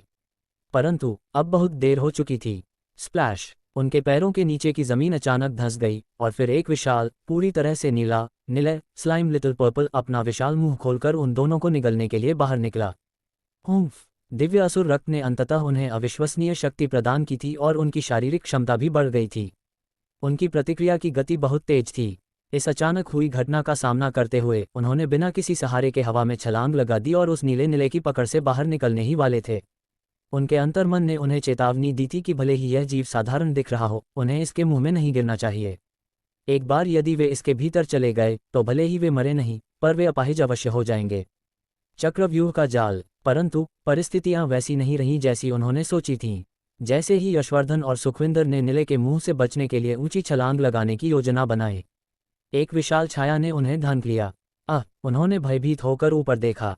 उनके होश उड़ गए जब उन्होंने पाया कि एक विशालकाय अजगर नव्या पर्वत के समान उन पर दबाव बना रही थी। और इससे भी अधिक अपमानजनक बात, स्विश! बिजली की चमक में नहाया हुआ एक फुर्तीला और सुडौल शरीर पलक झपकते ही उनके पीछे प्रकट हुआ और उसने तलवार से प्रहार किया। स्प्लैश! चकाचौंध कर देने वाली नीली बिजली उन पर बरस पड़ी। नीचे नीले का मुंह, ऊपर नव्या का भारी शरीर, पीछे रुद्रांश की बिजली जैसी तलवार। उनके बचने के सभी मार्ग बंद कर दिए गए थे। जहां तक सामने की बात थी, जाह्नवी पहले ही एक कदम आगे बढ़ चुकी थी और एक ठंडी मुस्कान के साथ उनके आगे बढ़ने की प्रतीक्षा कर रही थी। धिक्कार है, हम फंस गए। इस क्षण उन्हें अंततः सत्य का आभास हुआ। रुद्रांश मरा नहीं था, इसके बजाय उसने जाह्नवी के साथ मिलकर गुप्त रूप से एक नाटक रचा था। जाह्नवी ने जानबूझकर भयभीत होने का अभिनय किया था ताकि शत्रु निश्चिंत हो जाएं। और जैसे ही वे लापरवाह हुए, रुद्रांश ने इस निर्णायक क्षण में अपनी चाल चल दी। कदम कदम पर सावधानी। उनकी अपनी ही योजना को उनके विरुद्ध इस्तेमाल किया गया था। ये पता चला कि रुद्रांश और जाह्नवी जाल में नहीं फंसे थे, बल्कि यशवर्धन और सुखविंदर खुद उस जाल के शिकार बन गए थे। यद्यपि यशवर्धन ने इस क्षण स्तर 180 के चतुर्थ परिवर्तित खड्गदेव की भयानक खड्ग ऊर्जा का उपयोग किया और सुखविंदर ने अपने जादुई तत्वों को भड़काया, पर सब व्यर्थ था, क्योंकि ऊपर मौजूद विशाल अजगर नव्या के शरीर पर चमकने वाले नील वज्र के शल्कों ने उनकी खड्ग ऊर्जा और जादू को सीधे तौर पर विफल कर दिया। अगले ही क्षण दोनों के मुंह से अत्यंत आतंकित चीखें निकलीं। फिर नव्या ने उन्हें अपनी असीम शक्ति से कुचलकर नीचे नीले के मुंह में धकेल दिया। भक्षण के अधिपति के रूप में नीले की प्रत्यक्ष युद्ध शक्ति शायद स्तर 180 के इन 2 असुरों के बराबर न हो, लेकिन एक बार नीले के मुंह के भीतर पहुंच जाने के बाद, चाहे आप असुर सत्य संघ के कितने भी बड़े महारथी क्यों न हो, आपका भक्षण निश्चित था। निलय की भक्षण डिवॉरिंग दिव्य शक्ति की प्राथमिकता अत्यंत उच्च थी। ये स्तरों के अंतर को अनदेखा कर सकती थी। ये ब्रह्मांड के एक नियम ऑर्डर के समान थी जिसे तोड़ा नहीं जा सकता था। यहाँ तक कि स्तर 200 का कोई महारथी भी यदि निलय के उदर में चला जाए तो उसका बच निकलना असंभव था। द्राक्षा प्रांगण की काली हवा अब रुद्रांश के विजय घोष से गूंजने वाली थी। गद्दारों का काल उनके सामने खड़ा था। घटक विवरण प्रभाव पूर्णविराम योजक चिन्ह योजक चिन्ह योजक चिन्ह पूर्णविराम योजक चिन्ह योजक चिन्ह योजक चिन्ह पूर्णविराम योजक चिन्ह योजक चिन्ह योजक चिन्ह पूर्णविराम। नव्या प्रलयनकारी नीलनाग ऊपर से मार्ग अवरुद्ध और रक्षा। निलय भक्षण का अधिपति नीचे से शत्रुओं को निगलना। रुद्रांश रणनीतिकार योद्धा पीछे से बिजली की गति से प्रहार। जाह्नवी संहारक नायक सामने से घेराबंदी का नेतृत्व। विस्तार गद्दारों का अंत और रुद्रांश का संकल्प। निलय के मुंह के भीतर जाते ही यशवर्धन और सुखविंदर की चीखें अचानक बंद हो गई। द्राक्षा प्रांगण में सन्नाटा छा गया। वे अन्वेषक जो असुर बन चुके थे ये देखकर जड़ रह गए कि उनके सबसे शक्तिशाली नेता एक ही झटके में गायब कर दिए गए। रुद्रांश जमीन पर उतरा, उसके चारों ओर अभी भी नीली बिजलियां कौंध रही थीं। जाह्नवी ने उसकी ओर देखा, उनकी आंखों में गर्व और राहत दोनों थे। रुद्रांश, तुम्हारी योजना अद्भुत थी। मुझे लगा था कि तुम वास्तव में खतरे में हो। रुद्रांश ने एक फीकी मुस्कान के साथ जवाब दिया, शिक्षक, सावधानी ही सबसे बड़ा अस्त्र है। जब मैंने देखा कि ये दोनों हमारी वाहिनी में इतनी आसानी से घुल मिल गए हैं तभी मुझे संदेह हो गया था। नव्या ने मुझे संकेत दिया था कि इनके भीतर की ऊर्जा मानवीय नहीं है। जाह्नवी ने सिर हिलाया। अब हमें इन बाकी बचे गद्दारों का अंत करना होगा और रत्नपुर की मुक्ति के इस मिशन को पूरा करना होगा। असुर सत्य संघ ने हमारे देश की जड़ों में जहर घोला है, आज उस जहर को साफ करने का समय है। रुद्रांश ने अपना भाला घुमाया। बिल्कुल नव्या, निलय, आज कोई भी जीवित नहीं बचना चाहिए। नव्या ने एक बार फिर दहाड़ मारी जो पूरे रत्नपुर नगर में गूंजी। ये दहाड़ असुरों के लिए काल का संदेश थी और आर्यावर्त के लिए नई सुबह की आशा। रुद्रांश के हर प्रहार के साथ एक एक करके वे गद्दार मिटते जा रहे थे।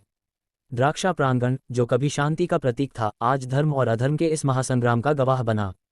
आर्यावर्त के इस युवा नायक ने सिद्ध कर दिया था कि शक्ति केवल स्तरों में नहीं बल्कि बुद्धि और सही समय पर सही प्रहार करने के साहस में होती है।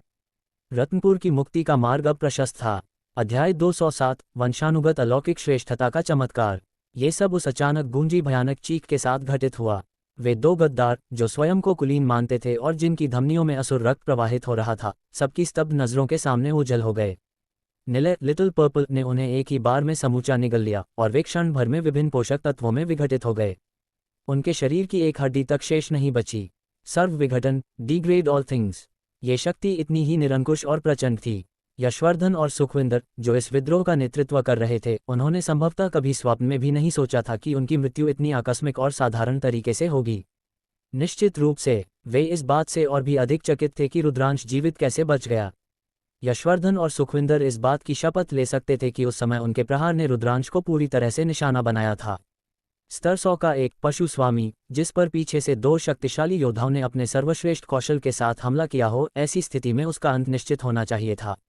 परंतु रुद्रांश न केवल जीवित बचा बल्कि उसने उन्हें मौत का ऐसा उपहार दिया जिसकी उन्होंने कल्पना भी नहीं की थी।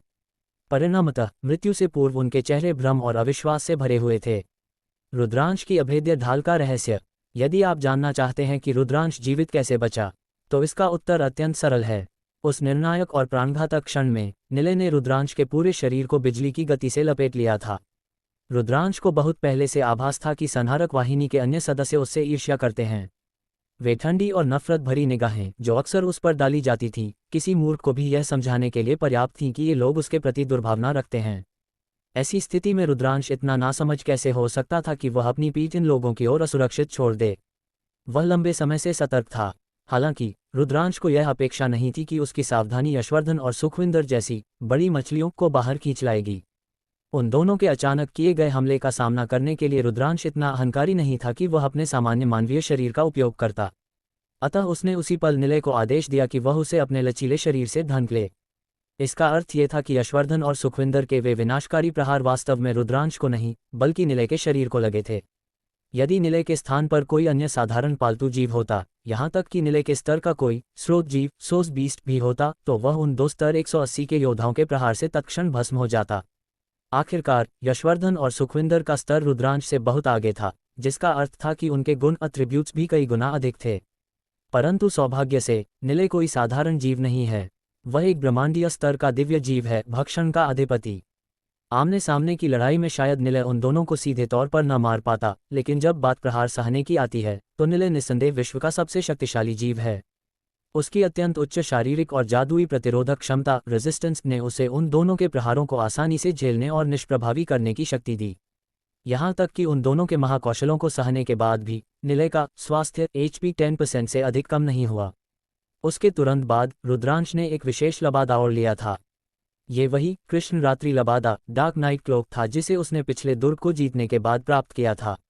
यह ओढ़ने के बाद व्यक्ति पूरी तरह अदृश्य हो जाता है और उसकी आभा और भी छिप जाती है। रुद्रांश ने इसे बेचने का विचार किया था, पर इसकी उपयोगिता देखकर इसे अपने पास रख लिया। आज इसकी उपयोगिता सिद्ध हो गई। दिव्य जीवों का वंशानुगत प्रभाव। यशवर्धन और सुखविंदर जैसे राक्षसी योद्धाओं का सामना करने के लिए रुद्रांश ने अपनी पूरी शक्ति झोंक दी थी। उसने नव्या, लिटिल किंग और निलय दोनों को एक साथ बुलाया। नव्या ने प्रकट होते ही मेघ विहार सोरिंग थ्रू द क्लाउड्स कौशल का उपयोग किया और ऊंचे बादलों में ओझल हो गई। वहीं निलय ने अपने कोमल शरीर को तरल रूप में बदलकर मिट्टी के भीतर प्रवेश किया और गुप्त रूप से उन दोनों गद्दारों के पैरों के नीचे जाकर घात लगा ली। इस पूरी प्रक्रिया के दौरान शत्रुओं को भनक न लगे, इसलिए रुद्रांश ने अपनी गुरु जाह्नवी से मानस संवाद टेलीपैथी के माध्यम से पहले ही संपर्क कर लिया था। उसने उनसे अनुरोध किया कि वे शत्रुओं का ध्यान भटकाए रखें। सही समय आने पर नव्या और निलय ने एक साथ हमला किया। नव्या ने अपने विशाल परिवर्तन के बाद आकाश से सीधे उन पर प्रहार किया। उसका 100 मीटर से भी लंबा शरीर जब बादलों से नीचे आया तो उसके नील वज्र शल्कों अजूर लाइटनिंग ड्रैगन स्केल्स ने न केवल उसे अभेद्य सुरक्षा प्रदान की, बल्कि चारों ओर नीली बिजली का ऐसा जाल बिछा दिया कि यशवर्धन और सुखविंदर के लिए वहां से बचकर निकलना असंभव हो गया। समतल युद्ध में नव्या शायद उन्हें तुरंत न मार पाती, लेकिन उस विशेष परिस्थिति में नव्या ने अपनी वंशानुगत श्रेष्ठता डिवाइन बीस्ट्स एडवांटेज का उपयोग करके उन्हें पूरी तरह से दबा दिया। ये वंशानुगत श्रेष्ठता क्या है? ये वह प्राकृतिक लाभ है जो दिव्य जीवों को जन्मजात प्राप्त होता है। इसका स्तर, शक्ति या गुणों से कोई लेना देना नहीं है। उदाहरण के लिए, एक प्रलयनकारी नील नाग का शल्क, चाहे वह नाग अभी जन्मा ही क्यों न हो, विश्व का सबसे कठोर और रक्षात्मक कवच होता है। यदि स्तर 200 का कोई योद्धा भी उस नन्हे नाग के शल्क पर पूरी शक्ति से प्रहार करे तो भी वह उसे तोड़ नहीं पाएगा। उसी प्रकार एक नील नाग के पंजे विश्व के सबसे तीक्ष्ण अस्त्र होते हैं। स्तर 1 का नील नाग भी अपने एक प्रहार से स्तर 200 के महारथी की रक्षा को भेद सकता है। स्पष्ट शब्दों में कहें तो दिव्य जीव इसलिए शक्तिशाली होते हैं क्योंकि उनका वंश ही सर्वश्रेष्ठ है। उन्हें स्वयं को सजाने के लिए किसी शस्त्र या कवच की आवश्यकता नहीं होती, उनके अंग ही स्वयं में अस्त्र शस्त्र हैं। यही कारण है कि स्तर 60 का होने के बावजूद निलय एक स्तर 180 के महारथी को निगल सका। यही कारण है कि स्तर 85 की नव्या अपने विशाल शरीर से स्तर 180 के शत्रुओं को कुचल सकी। ये वंशानुगत शक्तियों का चमत्कार है। रणभूमि में पलटवार, जाह्नवी का क्रोध। इस समय असुर सत्य संघ के अन्य गद्दार सदस्य घोर आतंक की स्थिति में थे। वे अब तक अत्यंत अहंकारी थे और उन्हें विश्वास था कि विजय उनकी ही होगी। लेकिन जब उन्होंने पीछे मुड़कर देखा तो उनके होश उड़ गए। उनके दोनों महाधर्माध्यक्ष लॉर्ड बिशप्स कहाँ गए? वे पलक झपकते ही गायब कैसे हो गए? इससे पहले कि वे कुछ समझ पाते, उनके बगल में खड़ी जाह्नवी की तीखी आवाज गूंजी, सभी संहारक योद्धाओं, सीधा पलटवार करो, इन गद्दारों को जड़ से मिटा दो, किसी पर भी दया दिखाने की आवश्यकता नहीं है। इतना कहते ही बूम, आर्यावर्त की वह रणचंडी अपनी प्रलयनकारी शक्ति के साथ उन असुर बन चुके गद्दारों की भीड़ में कूद पड़ी। असुरों का विनाश। द्राक्षा प्रांगण की धरती अब गद्दारों के रक्त से सिंचित होने लगी थी। जाह्नवी के पीछे पीछे संहारक वाहिनी के वफादार योद्धा भी अपने अपमान का बदला लेने के लिए टूट पड़े। वे योद्धा जो अभी कुछ देर पहले तक उन गद्दारों के दबाव में घुटने टेके हुए थे, अब रुद्रांश की उपस्थिति से प्रेरित होकर सिंह की भांति गरज रहे थे। रुद्रांश स्वयं अपनी अदृश्यता त्याग कर सामने आ गया। उसके हाथ में नरक नाग भला बिजली की तरह चमक रहा था।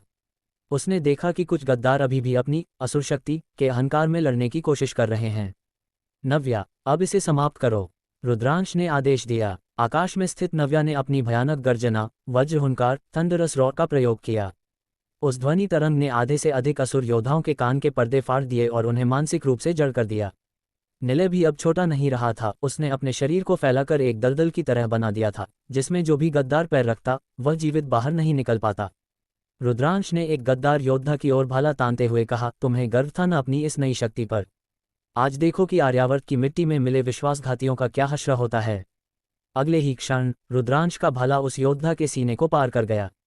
नव्या के नील वज्र की ऊर्जा उस भाले के माध्यम से उस योद्धा के शरीर में प्रवेश कर गई, जिससे वह भीतर से ही भस्म हो गया। जाह्नवी की तलवार भी रुकने का नाम नहीं ले रही थी। उसके हर प्रहार के साथ एक असुर का सिर धड़ से अलग हो रहा था। मोस्टेडर्स अकादमी के वे दो प्रशिक्षक, जो पहले रुद्रांश के विरुद्ध थे, अब अपनी जान बचाने और अपना अपराध धोने के लिए सबसे अधिक जोश के साथ असुरों को मार रहे थे। पूरा द्राक्षा प्रांगण, जो असुरों का एक अजेय किला माना जाता था, अब उनकी कब्रगाह बन चुका था। रुद्रांश ने सिद्ध कर दिया था कि चाहे शत्रु कितना भी शक्तिशाली क्यों न हो, और उसने चाहे किसी भी असुर रक्त का सहारा लिया हो, आर्यावर्त के दिव्य जीवों और बुद्धिमानी के सामने वह टिक नहीं सकता। जब युद्ध समाप्त हुआ तो प्रांगण में केवल संहारक वाहिनी के विजय घोष सुनाई दे रहे थे। रुद्रांश शांत खड़ा था, नव्या उसके पीछे एक पर्वत की तरह स्थिर थी। रत्नपुर की मुक्ति का प्रथम चरण पूरा हो चुका था, और इस विजय का नायक कोई और नहीं बल्कि वही पशुस्वामी था जिसे सबने कमजोर समझा था। शक्ति स्रोत उपयोगकर्ता प्रभाव पूर्णविराम योजक चिन्ह योजक चिन्ह योजक चिन्ह पूर्णविराम योजक चिन्ह योजक चिन्ह योजक चिन्ह पूर्णविराम योजक चिन्ह योजक चिन्ह योजक चिन्ह पूर्णविराम। भक्षण का अधिपति निलय, शत्रुओं का संपूर्ण विनाश। प्रलयनकारी नील नाग नव्या, आकाश से नियंत्रण और रक्षा। इंद्र क्रोध रुद्रांश, सामूहिक शत्रुओं का दमन। रणचंडी प्रहार, जाह्नवी गद्दारों का सीधा संहार। अध्याय 208 निर्लजता की पराकाष्ठा। असुर संहारक वाहिनी के अन्य सदस्य, जो कुछ ही क्षण पूर्व घोर निराशा और मृत्यु के भय से घिरे हुए थे, अब स्थिति पलटते ही उत्साह से भर गए थे। जैसे ही यशवर्धन और सुखविंदर का अंत हुआ, शेष बचे असुरों का मनोबल टूट गया। स्वाभाविक रूप से संहारक योद्धा पागलों की भांति शत्रुओं पर टूट पड़े। आखिर ये केवल शत्रु नहीं थे, बल्कि उनकी पदोन्नति और पुरस्कारों के लिए रण सम्मान अंक, मेरिट पॉइंट्स थे। इस बार रुद्रांश को किल चुराने की कोई शीघ्रता नहीं थी। इसके बजाय उसकी पूरी एकाग्रता अपने नन्हे साथी निलय लिटिल पर्पल पर थी। निलय ने अभी अभी अपने से कहीं ऊंचे स्तर के दो महारथियों का भक्षण किया था। उसका पूरा पारभासी शरीर एक सूक्ष्म और रहस्यमयी चमक छोड़ रहा था, जो इस बात का संकेत था कि वह भीतर ही भीतर उस विशाल ऊर्जा को प्रचंड वेग से पचा रहा है। दूसरी ओर नव्या लिटिल किंग अपनी छोटी बहन को बड़ी जिज्ञासा से देख रही थी, मानो देख रही हो कि यह जेली जैसा जीव कितना बड़ा धमाका करने वाला है।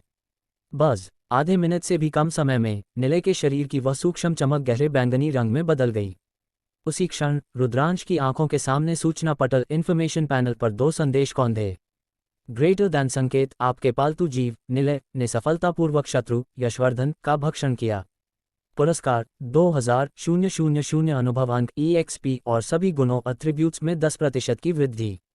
ग्रेटर दैन संकेत, आपके पालतू जीव निलय ने सफलतापूर्वक शत्रु सुखविंदर का भक्षण किया। पुरस्कार 2000 अनुभव अंक EXP और सभी गुणों एट्रीब्यूट्स में 10% की वृद्धि। ग्रेटर दैन, ये देखकर रुद्रांश के होश उड़ गए।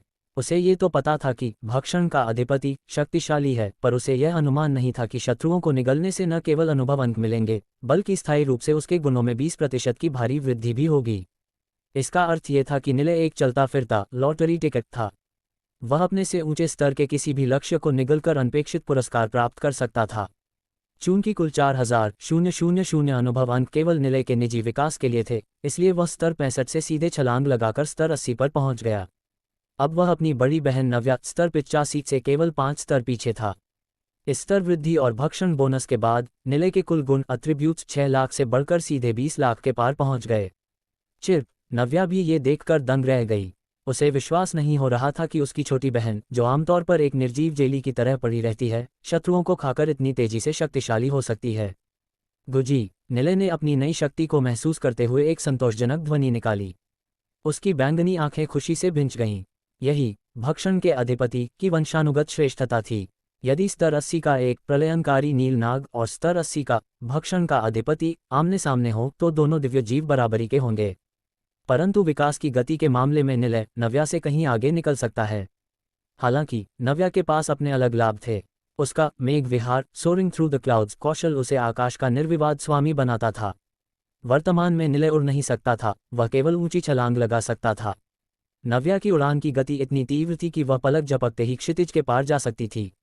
युद्ध में नव्या के पास हवाई श्रेष्ठता थी, जिसका अर्थ था कि यदि वह चाहे तो बादलों में छिपे रहकर निलय पर प्रहार कर सकती है और निलय केवल नीचे से उसे देख सकता है।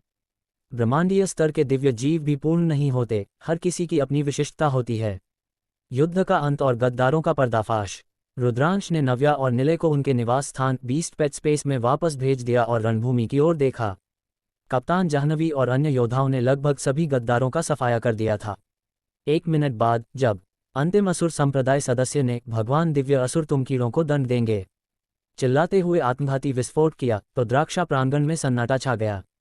वह काला मायावी चक्र जो असुरों की शक्ति से टिका था, जाह्नवी और अन्य योद्धाओं के संयुक्त प्रहार से कांच की तरह टूट गया। जाह्नवी ने तुरंत मुख्यालय से संपर्क किया और इस महत्वपूर्ण ठिकाने पर नियंत्रण करने के लिए अतिरिक्त कुमुद भेजने को कहा। साथ ही उन्होंने सेनापति रुद्र प्रताप सिंह को एक अत्यंत गंभीर सुझाव दिया। संपूर्ण असुर संहारक वाहिनी के प्रत्येक सदस्य की पहचान की पुनः जांच और व्यापक शारीरिक परीक्षण अनिवार्य है। हमें ये सुनिश्चित करना होगा कि सेना के भीतर और कोई असुर अंश तो नहीं छिपा है। इस घटना ने सबको हिलाकर रख दिया था। असुर सत्य संघ, जो 100 वर्षों से शांत था, वह अब पहले से कहीं अधिक संगठित और खतरनाक रूप में उभरा था। रत्नपुर, नीलप्रस्थ और मौशधाम जैसे नगरों के पतन का मुख्य कारण यही था कि वहां के स्थानीय अधिकारियों के भीतर ये गद्दार पैठ बना चुके थे। सेनापति ने इस सुझाव को सर्वोच्च प्राथमिकता दी और तत्काल प्रभाव से जांच के आदेश जारी कर दिए। निर्लजता की पराकाष्ठा। इस युद्ध में रुद्रांश की भूमिका निर्णायक रही है। नियमानुसार कुल रण सम्मान अंकों मेरिट पॉइंट्स का 80% अकेले रुद्रांश को दिया जाएगा। शिविर में वापसी के बाद जब जाह्नवी ने ये घोषणा की तो वहां उपस्थित अन्य योद्धाओं के चेहरों पर सन्नाटा छा गया।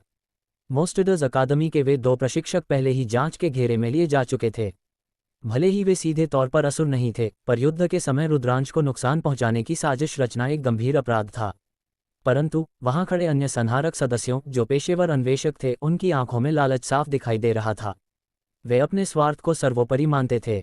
भले ही वे जानते थे कि यदि रुद्रांश ने उन 2 महाधर्माध्यक्षों को न मारा होता तो वे सब अब तक मिट्टी में मिल चुके होते, फिर भी वे सम्मान अंकों के मोह को नहीं छोड़ पा रहे थे। सम्मान, आत्मबोध, कृतज्ञता, जंगल और अन्वेषक संघ की धूल छानने वाले इन लोगों के लिए ये शब्द केवल किताबों तक सीमित थे। कप्तान जाह्नवी, क्या ये कुछ अधिक नहीं हो गया? एक योद्धा ने आगे बढ़कर कहा, उसकी आवाज में बनावटी विनम्रता थी। माना कि रुद्रांश ने उन 2 बड़े राक्षसों को मारा, पर हम भी तो जान हथेली पर रखकर लड़ रहे थे। मेरे विचार से रुद्रांश को 40% अंक देना पर्याप्त है और शेष 60% हम सभी में बराबर बांट देना चाहिए। हाँ, मुझे भी यही उचित लगता है, दूसरे ने समर्थन किया। एक व्यक्ति के लिए 40% बहुत होता है। यदि 60% हम सब में बढ़ता है तो हमें मुश्किल से 0.5% मिलेगा।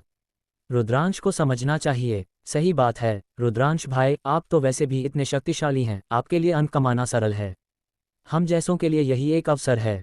यदि आप आज थोड़ा त्याग करेंगे तो भविष्य में हम भी आपकी सहायता करेंगे। रुद्रांश शांत खड़ा ये सब सुन रहा था। ये वही लोग थे जो कुछ देर पहले तक असुरों के सामने घुटने टेके हुए थे और अब अपनी जान बचाने वाले युवक के ही हक पर डाका डालने की कोशिश कर रहे थे। उनकी निर्लजता की कोई सीमा नहीं थी। वे न केवल आसान फरामोश थे, बल्कि रुद्रांश को त्याग का पाठ पढ़ाने का दुस्साहस भी कर रहे थे। रुद्रांश का उत्तर और भविष्य की रूपरेखा। जाह्नवी का चेहरा क्रोध से तमतमा उठा। वह बोलने ही वाली थी कि रुद्रांश ने अपना हाथ उठा दिया। उसने उन योद्धाओं की ओर एक ठंडी और मर्मभेदी दृष्टि डाली। सहायता। रुद्रांश का स्वर धीमा पर घातक था। वही सहायता जो तुम लोगों ने द्राक्षा प्रांगण में दी थी। जब यशवर्धन ने तुम पर दबाव डाला तो तुम मिट्टी के पुतलों की तरह गिर पड़े थे। यदि मैंने उन्हें न रोका होता तो तुम आज यहाँ बहस करने के लिए जीवित नहीं होते। उसने एक कदम आगे बढ़ाया और उस योद्धा की आंखों में देखा जिसने 40% का प्रस्ताव दिया था। रण सम्मान अंक खैरात में नहीं मिलते, वे रक्त और कौशल से अर्जित किए जाते हैं। यदि तुम्हें अंक चाहिए तो अगली बार किसी महाधर्माध्यक्ष के सामने जाकर खड़े होना, मेरी पीठ के पीछे छिपकर भीख मत मांगना। योद्धाओं के मुंह पर ताला लग गया। रुद्रांश का आभा अब इतना शक्तिशाली था कि किसी में दोबारा बोलने का साहस नहीं हुआ। जाह्नवी ने कठोरता से कहा, निर्णय हो चुका है। रुद्रांश को 80% अंक मिलेंगे। जिसे आपत्ति हो वह सेनापति के सामने अपना पक्ष रख सकता है, पर याद रहे गद्दारों के साथ खड़े होने वालों का क्या हश्र होता है। ये सुनकर भीड़ तुरंत तितर बितर हो गई। रुद्रांश ने राहत की सांस ली। उसे अंकों का लालच नहीं था, पर वह इन स्वार्थी लोगों को अपनी मेहनत का फल मुफ्त में नहीं देना चाहता था। अब उसकी नज़रें रत्नपुर के मुख्य नगर की ओर थीं। द्राक्षा प्रांगण तो केवल एक झांकी थी, असली चुनौती अभी बाकी थी। उसे अपनी शक्ति बढ़ानी थी, क्योंकि उसे आभास था कि असुर सत्य संघ के पास इससे भी बड़े शिकारी मौजूद हैं। नव्या और निलय के विकास के साथ रुद्रांश अब आर्यावर्त का वह सूर्य बनने के लिए तैयार था जो असुरों के अंधकार को सदा के लिए मिटा देगा। विवरण। रुद्रांश का हिस्सा, अन्य योद्धाओं का हिस्सा। पूर्णविराम योजक चिन्ह योजक चिन्ह योजक चिन्ह पूर्णविराम योजक चिन्ह योजक चिन्ह योजक चिन्ह पूर्णविराम योजक चिन्ह योजक चिन्ह योजक चिन्ह पूर्णविराम। प्रस्तावित अंक 80% 20%। विपक्षी मान 40% 60%। अंतिम निर्णय 80% स्वीकृत 20%। अध्याय 209 लालची सांप और हाथी की कथा। असुर संहारक वाहिनी के उन सदस्यों की बुद्धिहीन और तर्कहीन बातों को सुनकर रुद्रांश अचानक हंस पड़ा। हालांकि उसकी वह हंसी अत्यंत ठंडी और मर्मभेदी थी। सच कहूं तो उसने वास्तव में इन योद्धाओं की खाल की मोटाई को कम करके आंका था। नहीं, ये कहना अधिक उचित होगा कि इन लोगों के पास शर्म नाम की कोई चीज़ ही नहीं थी। वे यहाँ तक दावा कर रहे थे कि यदि भविष्य में रुद्रांश किसी कठिनाई में फंसा तो वे उसकी सहायता करेंगे। इन जंगली अन्वेषकों की बातों पर विश्वास करना स्वयं को धोखा देना है। ऐसा नहीं है कि जंगल में अच्छे अन्वेषक नहीं होते, लेकिन जिस भी योद्धा के पास थोड़ा सा भी विवेक या स्वाभिमान होगा, वह रुद्रांश जैसे रक्षक से उसके रण सम्मान अंक मेरिट पॉइंट्स छोड़ने की भीख कभी नहीं मांगेगा। भविष्य में यदि रुद्रांश वास्तव में किसी संकट में पड़ता तो क्या ये लोग सहायता करते? मजाक छोड़िए, ये भी बड़ी बात होती यदि वे उसे और अधिक कष्ट में न डालते ताकि उसके बचे कुचे संसाधनों को लूट सकें। इस समय वे सभी अन्वेषक अपनी अपनी दलीलें दे रहे थे और जैसे जैसे वे बोल रहे थे उनका उत्साह बढ़ता जा रहा था। संभवतः उनकी नज़रों में जब बहुत से लोग एक ही बात कह रहे हों तो इसका अर्थ है कि वे न्याय के पक्ष में हैं। यदि ये तरीका किसी कोमल स्वभाव वाले व्यक्ति के विरुद्ध अपनाया जाता तो शायद सफल हो जाता। आखिर ये नैतिक ब्लैकमेल, मॉरल ब्लैकमेल का ही एक सामूहिक रूप था। तुम्हारे पास पहले से ही इतने अंक हैं, तुम इतने शक्तिशाली हो, तुम आसानी से अंक कमा सकते हो, तो हमें थोड़ा हिस्सा देने में क्या बुराई है। परंतु वे नहीं जानते थे कि रुद्रांश ऐसा व्यक्ति नहीं था जिसे कोई भी नैतिकता का वास्ता देकर ठग सके, और न ही वह कोई डरपोक या दब्बू व्यक्ति था जो दूसरों की हाँ में हाँ मिला दे। उत्तर में रुद्रांश ने उनकी ओर घृणा से देखा और कहा, यदि तुम्हें अपने अंक दान करने हैं तो शौक से करो, पर मुझ पर अपनी इस झूठी नैतिकता को थोपने का दुस्साहस मत करना। तुम सबको अंकों में हिस्सा चाहिए, है न? रुद्रांश का स्वर अब बर्फ की तरह जम गया था। ठीक है, फिर हम सबकी रण स्मृति मंजूषा कॉम्बैट रिकॉल स्क्रॉल को सरेआम खोलेंगे। सेनापति स्वयं तय करेंगे कि युद्ध में किसके योगदान के आधार पर किसे कितने अंक मिलने चाहिए। जैसे ही रुद्रांश के ये कठोर शब्द गूंजे, वहां सन्नाटा छा गया। प्रथम और द्वितीय वाहिनी के सदस्यों के चेहरों पर अविश्वास और घोर आश्चर्य के भाव उभर आए। उन्हें अपेक्षा नहीं थी कि रुद्रांश इतना निर्मम और अडिग होगा। रण स्मृति मंजूषा, दूध का दूध पानी का पानी। सामान्यतः रण सम्मान अंकों का वितरण दल नायक द्वारा निर्धारित किया जाता है। यदि कई दल मिलकर किसी मिशन को पूरा करते हैं तो सभी नायक आपसी सहमति से अंकों का बंटवारा करते हैं। केवल तभी जब वितरण में कोई गंभीर विवाद हो और सहमति न बने, मामले को अंतिम निर्णय के लिए सेनापति के पास ले जाया जाता है। केवल सेनापति के पास ही इसके पुनर्मूल्यांकन का अधिकार होता है। परंतु मामले को यहाँ तक ले जाने का अर्थ था दोनों पक्षों के बीच के संबंधों का पूरी तरह समाप्त हो जाना। वर्तमान में शिक्षक जाह्नवी आधिकारिक रूप से अंकों के वितरण के लिए योग्य थीं, लेकिन चूंकि इसमें 3 दल शामिल थे और प्रथम व द्वितीय वाहिनी के नायक जासूसी के संदेह में बर्खास्त हो चुके थे, इसलिए जाह्नवी स्वयं अकेले निर्णय नहीं ले सकती थीं। उन्हें इस पर चर्चा करनी ही थी। जाह्नवी का मूल विचार रुद्रांश को 80% अंक देने का था, जो उसके प्रदर्शन के अनुसार पुनर्तः उचित था। उन्हें अंदाजा नहीं था कि अन्य योद्धा इतने निर्लज निकलेंगे, लेकिन अब इससे कोई फर्क नहीं पड़ता था।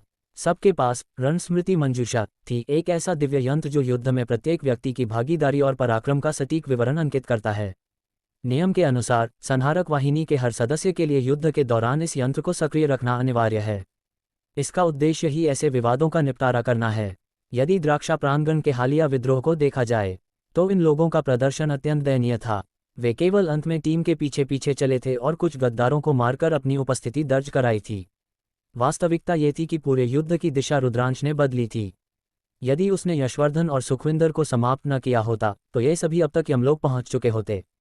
अतः एक बार जब रण स्मृति मंजूषा का विवरण सार्वजनिक होगा तो 60% तो दूर की बात है, इन लोगों को शायद 10% अंक भी न मिलें। रुद्रांश, इसकी कोई आवश्यकता नहीं है, एक योद्धा हड़बड़ाते हुए बोला। हाँ भाई, यदि तुम्हें लगता है कि अंक कम हैं तो तुम 60% ले लो, हम बात कर सकते हैं। सब एक ही वाहिनी के सदस्य हैं।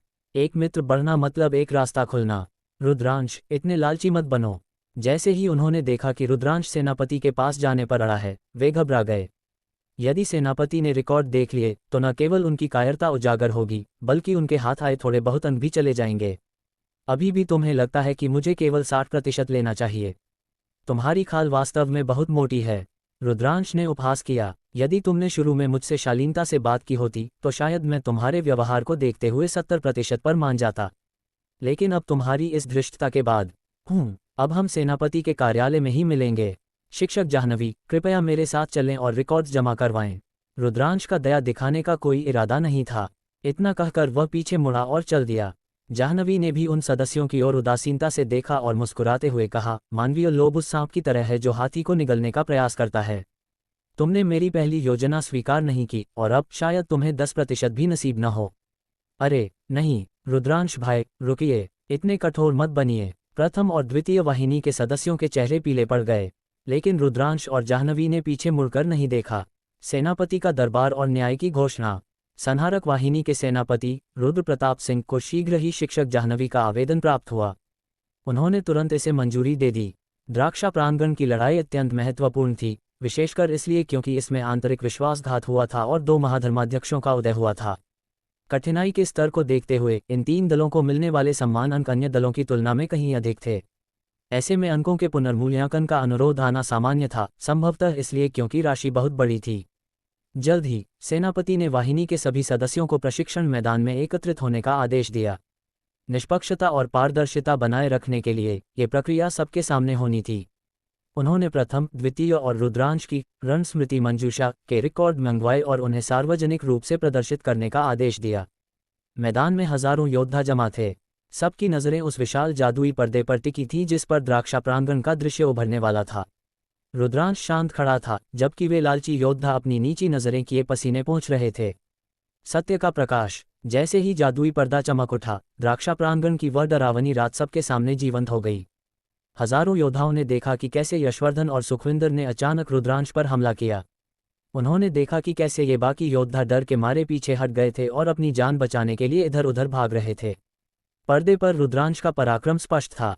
उसका अभेद्य कवच, नव्या की आकाश से गिरती बिजली और निलय का वह भयावह रूप जिसने महाधर्माध्यक्षों को एक ही बार में निगल लिया, ये सब देखकर पूरे मैदान में सन्नाटा छा गया।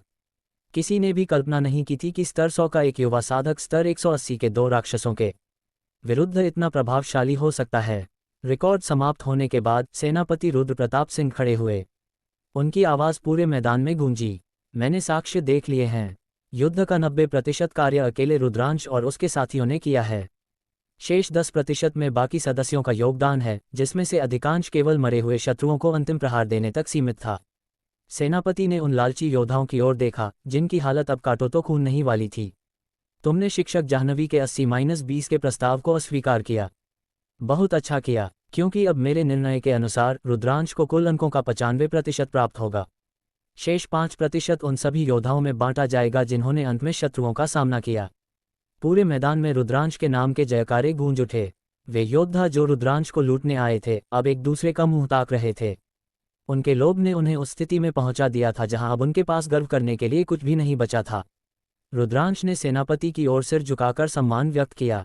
उसने सिद्ध कर दिया था कि न्याय केवल बल से नहीं, बल्कि सत्य से मिलता है। द्राक्षा प्रांगण की विजय अब आधिकारिक रूप से उसके नाम दर्ज हो चुकी थी। पक्ष, जाह्नवी का प्रस्ताव, योद्धाओं की मांग, सेनापति का अंतिम निर्णय। पूर्णविराम योजक चिन्ह योजक चिन्ह योजक चिन्ह पूर्णविराम योजक चिन्ह योजक चिन्ह योजक चिन्ह पूर्णविराम योजक चिन्ह योजक चिन्ह योजक चिन्ह पूर्णविराम योजक चिन्ह योजक चिन्ह योजक चिन्ह पूर्णविराम। रुद्रांश 80%, 40%, 95%। अन्य दल 20%, 60%, 5%। अध्याय 210, एक सच्चा ध्वजवाहक। वास्तव में रणस्मृति मंजूषा कॉम्बैट मेमवार्स के दृश्यों को चलाने की आवश्यकता भी नहीं थी। जब सभी ने प्रथम और द्वितीय असुर संहारक वाहिनी के सदस्यों को अत्यंत हताश और ग्लानि से भरे चेहरों के साथ सभा में प्रवेश करते देखा, तो परिणाम स्वतः ही स्पष्ट हो गया था। तथ्यों ने सिद्ध कर दिया कि सब कुछ वैसा ही था जैसा कि लोगों ने अनुमान लगाया था। जब उस जादुई पर्दे पर प्रत्येक संहारक योद्धा का युद्ध दृष्टिकोण कॉम्बैट पर्सपेक्टिव सबके सामने प्रदर्शित किया गया, तो पूरी वाहिनी समझ गई कि प्रथम और द्वितीय दल के योद्धा इतने अपमानित क्यों महसूस कर रहे थे, क्योंकि वह दृश्य वास्तव में लज्जास्पद था। रणस्मृति मंजूषा के चलचित्रों में स्पष्ट दिख रहा था कि जैसे ही यशवर्धन और सुखविंदर ने विश्वासघात किया और अपने असुर रूप को प्रकट किया, ये योद्धा वीरता दिखाने के बजाय एक दूसरे के पीछे छिपने लगे थे। उनके मुंह से केवल चीखें और घबराहट की आवाजें निकल रही थीं।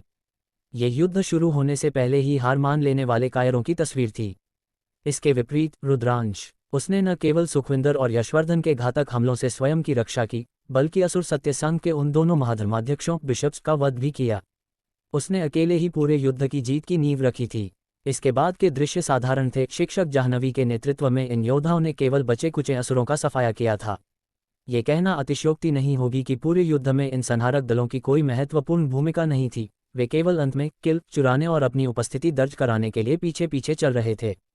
यदि यह कहा जाए कि उनका प्रभाव शून्य था तो वह भी सत्य ही होगा। न्याय का प्रहार और रुद्रांश का उदय।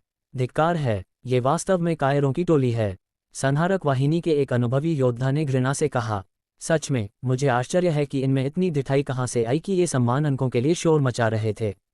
देखने की आवश्यकता ही नहीं है, इस युद्ध के असली नायक केवल रुद्रांश और कप्तान जाह्नवी हैं। बाकी इन योद्धाओं को 5% अंक देना भी संसाधनों की बर्बादी है। आर्यावर्त की इस सेना में अभी भी ऐसे लोग थे जो सही और गलत का अंतर समझते थे। सेनापति रुद्र प्रताप सिंह इन दृश्यों को देखकर क्रोध और उपहास के मिश्रित भाव से हंस पड़े। उन्होंने सबके सामने न केवल प्रथम और द्वितीय दल की कड़ी आलोचना की, बल्कि कुल रण सम्मान अंकों का 97% अकेले रुद्रांश को आवंटित कर दिया। शेष 3% अंक उन 100 से अधिक योद्धाओं के बीच बांटे गए जिन्होंने अंत में सफाई अभियान में भाग लिया था। यह हिस्सा इतना कम था कि किसी के हाथ में कुछ खास नहीं आया। इसके अतिरिक्त सेनापति ने एक कठोर निर्णय लेते हुए उन दलों की संख्या बदल दी और उन्हें सबसे निचले स्तर की श्रेणियों में डाल दिया, जिसका अर्थ था कि अब उन्हें कभी भी महत्वपूर्ण मिशन नहीं मिलेंगे। इस घटना ने उन लोगों के संदेह को भी समाप्त कर दिया जो रुद्रांश की शक्ति पर प्रश्न उठा रहे थे। सेनापति ने रुद्रांश को सीधे प्रथम संहारक दल का कप्तान नियुक्त किया और उसे रत्नपुर पर अंतिम प्रहार करने का नेतृत्व सौंपा। स्तर 100 के एक साधक के लिए यह एक अभूतपूर्व उपलब्धि थी। रत्नपुर का पतन, एक तरफा संहार। रत्नपुर को मुक्त कराने का अभियान अगले दिन भोर में शुरू हुआ। वास्तव में यह हमला अपेक्षा से कहीं अधिक सरल सिद्ध हुआ। इसका कारण ये था कि यशवर्धन और सुखविंदर ही असुर सत्य संघ के मुख्य सेनापति थे। यद्यपि रत्नपुर के भीतर अभी भी कई असुर संप्रदाय के अनुयायी थे, पर नेतृत्व के बिना वे दिशाहीन थे। वहां सबसे शक्तिशाली शत्रु केवल स्तर 170 के चतुर्थ परिवर्तित उपधर्माध्यक्ष वाइस बिशप्स थे। उनकी योजना यशवर्धन और सुखविंदर के साथ मिलकर संहारक वाहिनी को घेरने की थी, पर उन दोनों की मृत्यु ने सब कुछ बिगाड़ दिया था। सेनापति के आदेश पर 4 विशाल मायावी तैरती तोपों मैजिक फ्लोटिंग कैनन्स को तैनात किया गया। उनके भीषण प्रहारों ने रत्नपुर को ढंकने वाले आसुरी सुरक्षा कवच को कांच की तरह तोड़ दिया। उसके बाद जो हुआ वह युद्ध नहीं बल्कि एक तरफा संहार था। रुद्रांश ने इस युद्ध में सर्वाधिक असुरों का वध किया। यह इसलिए नहीं था कि वह अंकों के लिए लालची था, बल्कि उसकी प्रणाली सिस्टम का मिशन था कि उसे 10,000 असुरों का अंत करना है। भोर में शुरू हुआ यह अभियान दोपहर तक अपने निर्णायक मोड़ पर पहुंच गया। नव्या का तांडव। हे भगवान, रुद्रांश के पालतू जीव तो साक्षात काल हैं। एक योद्धा चिल्लाया। वह नील नाग नव्या विशाल रूप धारण करने के बाद अपनी एक पूंछ के प्रहार से हजारों असुरों को गाजर मूली की तरह काट रही है। क्या ये वास्तव में संभव है? रुद्रांश ने अब अपनी शक्ति को छिपाना बंद कर दिया था। शहरी युद्ध क्षेत्र में प्रवेश करते ही उसने नव्या को मुक्त कर दिया। आकाश में काले बादल घिर आए और नीली बिजलियां असुरों के ठिकानों पर गिरने लगीं। नव्या का 100 मीटर लंबा शरीर जब रत्नपुर की गलियों में लहराता तो पूरी इमारतें ढह जाती और असुरों की सेना मलबे में दब जाती। प्रत्येक बिजली के कड़कने के साथ शत्रुओं की टुकड़ियां समाप्त हो रही थीं। कोई पूछ सकता है कि जब असुरों को पता था कि वे हार रहे हैं तो वे भागे क्यों नहीं? उत्तर था उनका मस्तिष्क प्रक्षालन, ब्रेन वॉशिंग। वे दिव्य असुर के प्रति इतने कट्टर हो चुके थे कि उनके लिए मृत्यु अंत नहीं बल्कि उनके देवता का आशीर्वाद प्राप्त करने का मार्ग थी। परंतु इन कट्टरपंथियों के प्रति रुद्रांश के मन में रत्ती भर भी दया नहीं थी। उसने अपने नरक नागभाले से उनका निर्मम अंत करना जारी रखा। दोपहर होते होते रत्नपुर की गलियों में केवल संहारक वाहिनी के पदचाप सुनाई दे रहे थे। जब युद्ध समाप्त हुआ तो जाह्नवी ने रुद्रांश की ओर देखा, जिसके चारों ओर अभी भी वध की ऊर्जा किलिंग और व्याप्त थी। उन्होंने मुस्कुराते हुए कहा, इस युद्ध की समाप्ति के साथ तुम निर्विवाद रूप से पूरी संहारक वाहिनी में रण सम्मान अंकों की सूची में प्रथम स्थान पर आ गए हो। रत्नपुर की रक्षा करने वाले 60,000 असुरों में से अकेले रुद्रांश ने 30,000 का वध किया था। शेष 30,000 को अन्य दलों ने मिलकर समाप्त किया। मौशधाम, नीलप्रस्थ और रत्नपुर के सभी अंकों को मिलाकर रुद्रांश अब सूची में सबसे ऊपर था। किसे पता था कि प्रथम वर्ष का एक नया छात्र, जो पूरी वाहिनी में सबसे कम उम्र का और सबसे कम स्तर का था, वह अंततः सबको पीछे छोड़कर सर्वोच्च शिखर पर पहुंचेगा। सेनापति रुद्र प्रताप सिंह भी ये देखकर चकित थे, पर उन्हें गर्व था कि रुद्रांश वास्तव में आर्यावर्त की इस युवा पीढ़ी का सच्चा ध्वजवाहक फ्लैग बेरर है। अब सबकी नज़रें कुछ महीनों बाद होने वाली वैश्विक रसातल परीक्षण प्रतियोगिता ग्लोबल अबिस ट्रायल कॉम्पिटिशन पर थीं। सेनापति को विश्वास था कि रुद्रांश वहां भी आर्यावर्त का नाम स्वर्ण अक्षरों में लिखेगा। उपलब्धि श्रेणी विवरण। रुद्रांश का योगदान। पूर्णविराम योजक चिन्ह योजक चिन्ह योजक चिन्ह पूर्णविराम योजक चिन्ह योजक चिन्ह योजक चिन्ह पूर्णविराम योजक चिन्ह योजक चिन्ह योजक चिन्ह पूर्णविराम। असुर वध संख्या रत्नपुर रक्षा बल 30,000 जोड़। रण सम्मान अंक कुल वाहिनी सूची प्रथम स्थान रैंक 1। विशेष उपाधि सेनापति द्वारा प्रदत्त आर्यावर्त का ध्वजवाहक। युद्ध नेतृत्व प्रथम संहारक दल नवनियुक्त कप्तान।